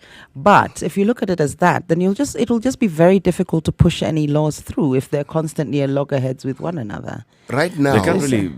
It can be difficult to push laws through. no, it can't be. Because I mean, why should it be? The prime minister is head of government business, so therefore he's in charge of what bills are being discussed in parliament as well. He's controlling that, and he has the numbers in parliament, so he'll see his bills sailing through. The only thing would be at a point where the president and the prime minister disagree, and this would come on. And that's where I was asking that question. If the leader of opposition, if the opposition party has a majority in parliament, what happens in That's in a the- delightful in- situation. in their relationship? No, that's a delightful situation. To understand it, think of the sort of democracy you have in South Africa, where ANC has had the majority for the longest possible yeah. time. Yep. You could argue that isn't actually really. That democracy is the worst sort of democracy you could think of. Because they'll just pass any law they like. They might as well be the only people in that parliament. This one provides, you see, we are borrowing from our past experiences where things didn't work because people didn't agree. And I'm saying this is an opportunity for dialogue. When you know somebody holds certain cards which you don't, you will not rush into doing things You have to meet them at the You table. will, have to meet them at the table You will then have to discuss ideas. these things with these people. Let's take an Absolutely. example. Let's What take we an should have example of done. the 5 years between 2008 and 2012. All right, so where we had Mwai Kibaki president, executive power, he's executive president, and Prime Minister Raila Odinga, who's leader of, he has numbers in parliament. And there were many instances where, for example, we saw the president attempting to appoint unilaterally, the attorney general and the DPP. And the prime minister was not around, and he in fact sent, or was not consulted. Finished. And that story Done. ended. Kioko Kilukumi did not get the DPP position. Sorry, didn't. You know, so we see very many times where it was constant. What I think picked what out we of have it, to it was, ensure it was if we're going constant to- noise making. if we're going I've to come here, win, I've not received. I think the they must have proper equal carpet. powers. But listen, that was the first time we were experimenting with this coalition, was it not? Correct. And it was against what background? Acrimony. Now we are implementing something. Acrimony has been tamed somewhat. There's actually conversation. And it's not just a conversation, but it's introducing yet a new conversation to the old one. Saying, look, that was a conversation we had then, Yep. and the example is the perfect one. But moving forward swiftly, Is there a way we can make it so that they both have equal powers? I Why think should in the they- why future should they that's have the equal power? conversation we need to have. And to add complexity what's to the equal conundrum, power? let's not forget. We've talked about some of the powers that they have, so those could actually be distributed between them. So that, because here the president does have pretty But much remember- all the powers. Remember, Mr. He has Mwandi the final said say. that they drew this from what they heard. Yeah. It's not that they sat and said, okay, what shall we do? No, they were told. I think people were just saying we liked the Nusumkate. And just to throw some, delivered. it Yes. delivered. To And this throw is now some thickness Nusumkate. into it. Of course, there's other tribes that need to be considered. Sorry to put this as a Oh, no, tribal no. thing, but this I think we must This is what discuss and underpins- talk about How tribes. does This this, is- this how is what does this underpins- address those other tribes? Yes, now this is the thing. So you're going to have deputies, which we'll try and bring in from other tribes with this system. That's where the inclusivity Currently, we only is- have one deputy. is- yes. So One there'll be the deputy deputy president. I'm sure there'll be a deputy premier. So No, they are probably ministers. two of them, They are deputy ministers. premiers. Remember, this document is still going to be fine-tuned and discussions are going to be The had. And this is reason- where the woman will be thrown in. The reason why this problem arises, if you remember, he said they went back. When MPs who represent wherever it is they came from were ministers, people felt represented in Yes. the Absolutely. executive. So you're talking about expansion. Tweak that. Remove this element of bureaucrats being ministers. Let MPs be ministers. What are MPs? Yes, the representation will be there. So yeah, because then you have, at Homecomings semi with the flags. What was the executive rationale level. behind ensuring that we had the technocrats as CSs? It was their ability to deliver, isn't it? More Which than at the that- end of the more day is than what that- people want. More than that, it was also to ensure that the executive does not control parliament, because of course that flag was a tool that the presidency used a lot Sure. to control parliament. Again, our past experiences making This is what our had happened. decisions. yes. So it was just to avoid that, to make sure that the president does not keep, raiding parliament and taking the strong voices and giving them a flag and shutting them down, shutting them up, is make sure that if you have a minister, that minister does not come from parliament. Well, and how does it work? The minister is actually selected from the elected MPs. The ministers are selected from the already elected MPs. Is that correct? Previously. In this, even previously, or in this new system where the Yes, legislative yes. and the executive merge. Now, I just hope It's our half-half, electorate will actually. be BBI is half-half. So Right. half of the ministers will come from parliament, the other half will be technocrats. will be technocrats. Okay, now the ones that do come from parliament, I hope we have a good crop of MPs, a good enough crop of elected MPs, a pool Of from other which we can. tribes. But why a do you pool- doubt? Why do you doubt that such a pool Because with exists? populism and the sort of MPs we're electing, when you see Jackso, what's his name, Prezzo now becoming Wiper candidate, and then he's elected because of populism and because of the age group that tends to vote or whatever campaign they have. This is a possible CS. Let's look if at you're where going this that road route, leads. It's Let's take it to its full conclusion. It's also possible to get somebody from outside parliament who you can question the same. We a, had one. a country not very far from We us had one had even a in Kenya. DJ. As a DJ. president. Madagascar. Yes. No, Yes. the So president. look, Yeah. forget what the person does. and what they it's do not what they in do. their I line think with of work. CSs, we should have stuck to the technocrats. I think in How terms successful of have they what been? they have to deliver. Well, it would be worse if it wasn't. I think. No, it wouldn't. I think People have questioned about a certain No. CS who was Can fired. you imagine a minute? And it was a CS for sports. And the technocracy of that particular CS, looking at it from that angle. Yes. And then you can also say, look, the president went into the National Assembly, picked Major General Joseph Nkaiseri, and made him Minister for Interior. Yes. Did it add value? Well, we wouldn't know, I assume there would have been a number at the time. There's a lot of terrorism. I think and there was a it number of- added value Yeah. seriously Yeah. Added because value. you actually put someone who is actually trained in these matters to head it, and already he was someone who had already headed such institutions Just previously. so he knew what to do. So do we just drop this doctrine of meritocracy and forget that it doesn't matter how well equipped you are? By meritocracy, you mean? In terms of ability to carry out your mandate, and I think you look at things like education, previous experience, where else Look at the Moi you've Kibaki managed to do government. that. Yes, look. The ministers came from parliament. Who would you question? No, I understand. But what I was saying is those days, the way we elected our parliament, the way we elected our MPs was on a very different criteria. 10 years ago. Now, no, It's how just 10 different years was ago. it? It's not 10 so years long ago. ago. How It's just 10 different years was it? ago. we didn't have gangsters in parliament, for crying out It's loud. Oh, yes, we did. Oh, yes, we did. Under a different name. Oh, yes, we did. In fact, Sonko was in parliament at the time. No. Oh, yes, we did. No, what I mean, you can see in terms of the quality of who we're electing into parliament, it's, as far as I'm concerned, in what I believe should be a meritocracy. So make sure, Nyeri, that you don't elect a thug next time you participate in I don't think electing thugs your should MP. be allowed. Don't just look at the party. party. Actually, Elect I'll never somebody. hear the end of this. well, like, okay. No. How do we define thuggery? And we have to define this because if you're talking about politicians in this country, there is no politician who doesn't have a following of young men around them. There is none. If you know one, tell me. I'm not saying that's the thuggery. I'm saying if you've been to jail, for instance, and escaped, then I don't think you should then be legislating on my behalf. You shouldn't to be honest. elected. You shouldn't be be And even that's where on the the ballot. issue I of think chapter that's the 6 person who shouldn't should be in that position Chapter because 6 he has a addresses unique that. experience that many people don't have.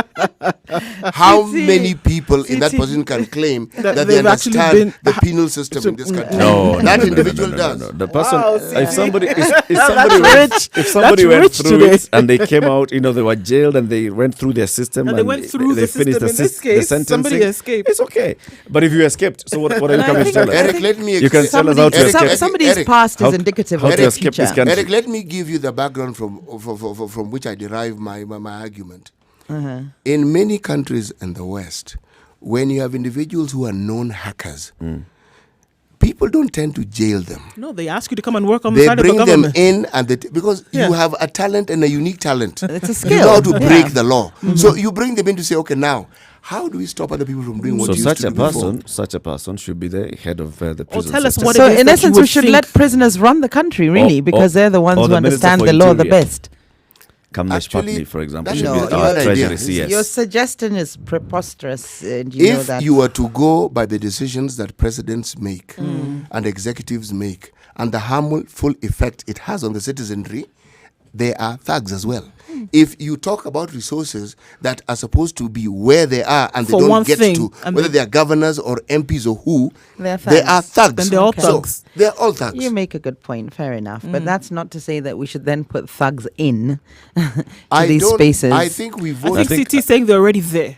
And where we're coming from And, is, and no Jerry, shortage. what you're raising is that we should ensure that people of certain questionable character should not join the cabinet. But yes, They shouldn't. and They shouldn't. What- be what elected. happens- They should not be elected in the first what place. happens when we elect these people? Because this is the pool or the crop that we will then be picking CSs from with this new system. So we have to be very careful in terms of who we're electing. Yes, Because you exactly. could then Go have a back. CS. That's You the could have a point. CS. And with CSs, I believe heavily in meritocracy and technocrats. For me, CSs, technocrats are crucial. So then it because goes of back to the of people. the It goes function back of the those job. who are voter. making this decision. It goes back to the voter, because then if you have a full understanding that look, whomever you put into her leadership by virtue of your vote, could he then eventually enter into this pool from which the selection? I think will there's be something I made? need to explain here that perhaps isn't understood clearly. In the system of the times gone by that we refer to, the technocrats were the PSs. The minister was minister, yes. Yeah. But that ministry was run by the PS. That's And they were clear, the accounting officers, not the minister. Nope. They still are, actually. Yeah, even till now. The principal secretaries are. You have to start from From the top. Yes. So, if you're talking about the sort of technocrats you have, we have them. And these are people who actually are they know what they are doing, and we have no shortage of these people.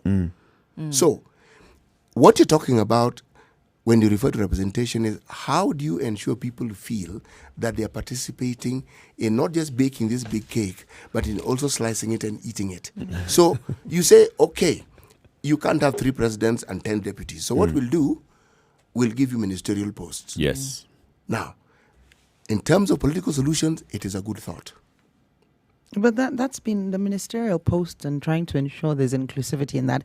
It's been an attempt at by No. government, even as things stand today. If they're not politicians, it is not considered representative. Yeah. They become politicians as a result of being example. ministers as well. They They're not become leaders of them. politicians. Like Matiang'i, for instance, is now very well respected within the Kisii community. This is how you become a politician. That appointment in and of itself throws you into the fore of Okay, leadership that's of your one. community. Tell me another one. So, Now, so he no- can become a minister Sorry? in the next government. He can become a A minister. minister, yes. Or an If he MP, or vies, absolutely, so he yeah. can vie to be an MP, and then he'll become a minister. And remember, there's also another minister for interior, for culture or something that is also a senior minister in this structure of government. So you still have good people who get into that. There's I was no going to tell you shortage the of example of how, like in 2005 after the referendum, and of course there was a fallout in NAC and LDP, where Raila and his band of people were kicked out of government, just to use those kind of words. And then, of course, the president, Mwai Kibaki, at that point, approached Simeon Nyachae and Uhuru Kenyatta and the leaders of the opposition parties. And he told them, so, Ford people, can I get a couple of your people to come and join my government? And KANU, get some people from KANU to join the government. And it was called the Government of National Unity. It was representative of people from other parts of the country as well. So yes, we had a fallout within one, but we still maintained that national outlook in government. And it worked. I think getting ministers from... I'm 50-50 on this. But in terms of this thing of ensuring that we divide the cake, I think this is a better thing than saying, let's appoint 4 deputy prime ministers. Yes. I think it's better. Let's just have ministers from parliament. The other thing And one person who governs them all. The other thing Yes. that came to the fore with this discussion is that they are actually stating that let's keep having conversations. That was, in my opinion, prudent. They are not prescriptive. Overtly, they are not. But if you look at what's on the table, the prescription is actually there. It's just that it's not being pushed in your face. And also, I think what emerged as well when I was looking at this, I don't think there's a need for a referendum to bring in this system with what I was looking at. I was expecting a fully parliamentary system, of course, whereby we would have to go to a referendum. So I don't see a referendum. I don't think we would need one in order to have these changes, which is good in a way, because referendums can be divisive, which would go against the very essence of what this document, what this proposal is about. If we're then going to fight about the fact as to whether we want to be divided or united. I think that national dialogue, they're going to ask questions about the referendum. Maybe it's also another opportunity. Because you want this thing the process to feel like, everybody in the country has actually agreed that this is a new dawn, this is a new direction that we want to take. Let the people make that decision. So you can still actually take this to a referendum and say, you know what, there's general consensus, and you can feel there's consensus and an opportunity for the referendum to pass without it being politicized. And it can just go. It will just So be for people to just come out and say yes, Yes. what would motivate them? There'd be a lot of apathy. It would be a costly exercise. What would motivate you? You know it's going to be a yes. It's going to be passed. It's just for you to come out and say yes. There's other platforms through which people can feel they participated, barazas and so forth. And, with the World Wide Web, there's, through the internet, the youth can feel they've participated by filling in a survey or, saying yes or no. You don't have to have a proper referendum or full referendum or tamper with the constitution in that sense. For you to go in that direction, you must have the discussion as to whether you should have a referendum or not. Yeah. And there must be a consensus. And I say, think look, what they'll look at is the legalities as to whether we need a referendum in order to push some of these or to bring to effect some of these recommendations that by will, the BBI. that will bring pushback. Because then you've introduced a realm of these people are shoving this thing in our face. No, and I because you say actually- then you're not going to give them I the actually opportunity to think- choose whether they want this thing or not. So that's the thing. If we're still going to operate within the tenets of democracy, as it were, and you say, look, here are new recommendations that we've come up with, it is then necessary to ask the people, do you feel that you then need to go and vote whether we want these recommendations then to be adopted? And if you don't do that, then you don't give the element of choice, so then it becomes your choice is being made. These Becomes bills forced. The and choice is being statutory made for you. instruments. No, by your MP. A lot of decisions are made by your MP for you in terms of Parliament when bills are being passed and so on, without even your knowledge as to what's going on. So your But MP by virtue is of the then, fact that you put them there, when you made the choice to Yeah, put them there, and you basically similarly, said, go ahead and make this- those choices for me. This is what I'm saying. To amend the constitution, the Kenyan constitution, unless there's certain matters that have to go to a referendum, there's some that don't. Now, what I believe with this particular matter, the way they've framed it and the way they've put it together, it's going to mean that it can be changed. That provision of the constitution can be amended without having to go to a referendum. In fact, I'll talk about that tomorrow. Or is it too heavy for a Friday? Is tomorrow Friday? No, it's BBI. It's BBI. It's BBI week. These are things we should talk But about. tomorrow is Friday for sure. Yes, yes, it is. You We'll know, check and let you know. what is really strange is that after Friday will come Saturday. This is true. Yes, exactly. Even under the BBI, Even under the Saturday BBI. stays At as least Saturday. that's one thing we're sure of how it's going to be rolled out, The right? things that go to a referendum are one, supremacy of the constitution. If there's anything that's questioning that, the territory of Kenya. If you're saying that Uganda now belongs to us, or you've given out Bigingo, the sovereignty of the people, the national values and principles, the Bill of Rights, the term of the office of the president, independence of the judiciary, functions of parliament, objects, principles and structures of devolved government, or the provisions of this particular chapter that I'm reading. Those are the only ones that need to go to a referendum. If you had introduced another layer of government, for example, the regional governments, straight referendum. We can look at that in more detail. Even tomorrow. a new system of government, actually, even if we went parliamentary, well, it would change the structure, the role of parliament. The functions of parliament would change. Then there we go into another referendum. Right. We can look at that again in detail as you've promised. Yep, we've been having this conversation. It's a situation room. It's Kenya's biggest conversation. We had Paul Mwangi, one of the joint secretaries of the BBI task force. We asked him those questions, for example, on why they are saying that the government should be the one that runs the lottery. And he has explained to us. Yes, he has explained to us. He's explained. And we heard him. And we heard him. Yes. Whether we understood or Oh, no. Go ahead, that's It's a totally different matter discussion. altogether. Exactly. Yes. Also, the issue of being prescriptive on women representation at the top levels of government. He also explained what they were going through at that point in their process, and he's also told us why they've come up with this kind of structure of our governance. So let's say goodbye for today and talk about tomorrow. Yes, let the discussions continue. Which one in particular? All. Thank you. See? Uh-huh. Well, I mean, I think one thing I'm encouraged about is seeing that a lot of things are open for discussion, and clearly discussions or conversations are then drivers for further action. And I think that's very important to have right now. And really inclusivity at this point, whereby the opinions and, mindset of the people for whom this government is for in the first place are taken into consideration. And I think that definitely needs to happen, at this point. And before this, what did you call it? National conference that's going to happen for dialogue later on. But it's important to have that inclusivity at this point, yes. Jerry.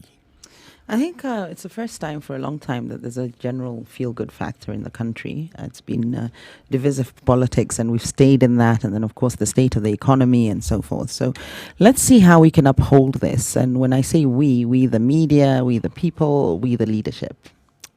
Yep, we've always known that the leadership of the country listens to the show. We are glad that Paul Mwangi has affirmed that. We're also glad that the president affirmed that yesterday when he talked about... Are we showing off, Eric? Yeah. This is our moment. No, we are doing what you need to do. We are blowing our own trumpet. And loudly. Blow it, brother. Blow it somewhere. When the president talked about having a Bombers 3 kind of conference, He had was heard listening. us. He had heard us. And of course, now we've talked about an implementation matrix. We are going to hear something that comes out of the presidency on the way forward for implementing the BBI report. Thank you very much for tuning in to The Situation Room. Every day, 6 a.m. to 10 o'clock. This is what we discuss. It's Kenya's biggest conversation. Join us again tomorrow. Of course, we'll be discussing very many other aspects of the BBI. It's our duty to ensure that we bring out all the issues surrounding governance in this country to the fore between now and 3 o'clock. Remember, you can listen to Spice Soul, Sugar and Spice and Everything Nice. Then Monique will be driving you home from 3 to 7. She's got a lot of things that she does in the show. Please tune in 3 to 7 o'clock. And then the adults in the room, Eric, Emmanuel and Barbara Mbaka will be joining you from 7 o'clock to 10 o'clock. See you again tomorrow. Bye-bye.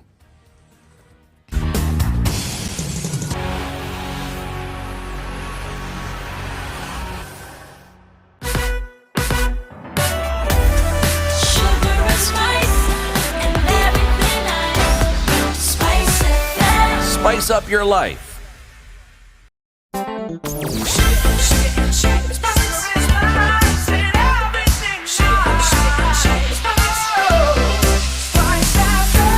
Spice up your life.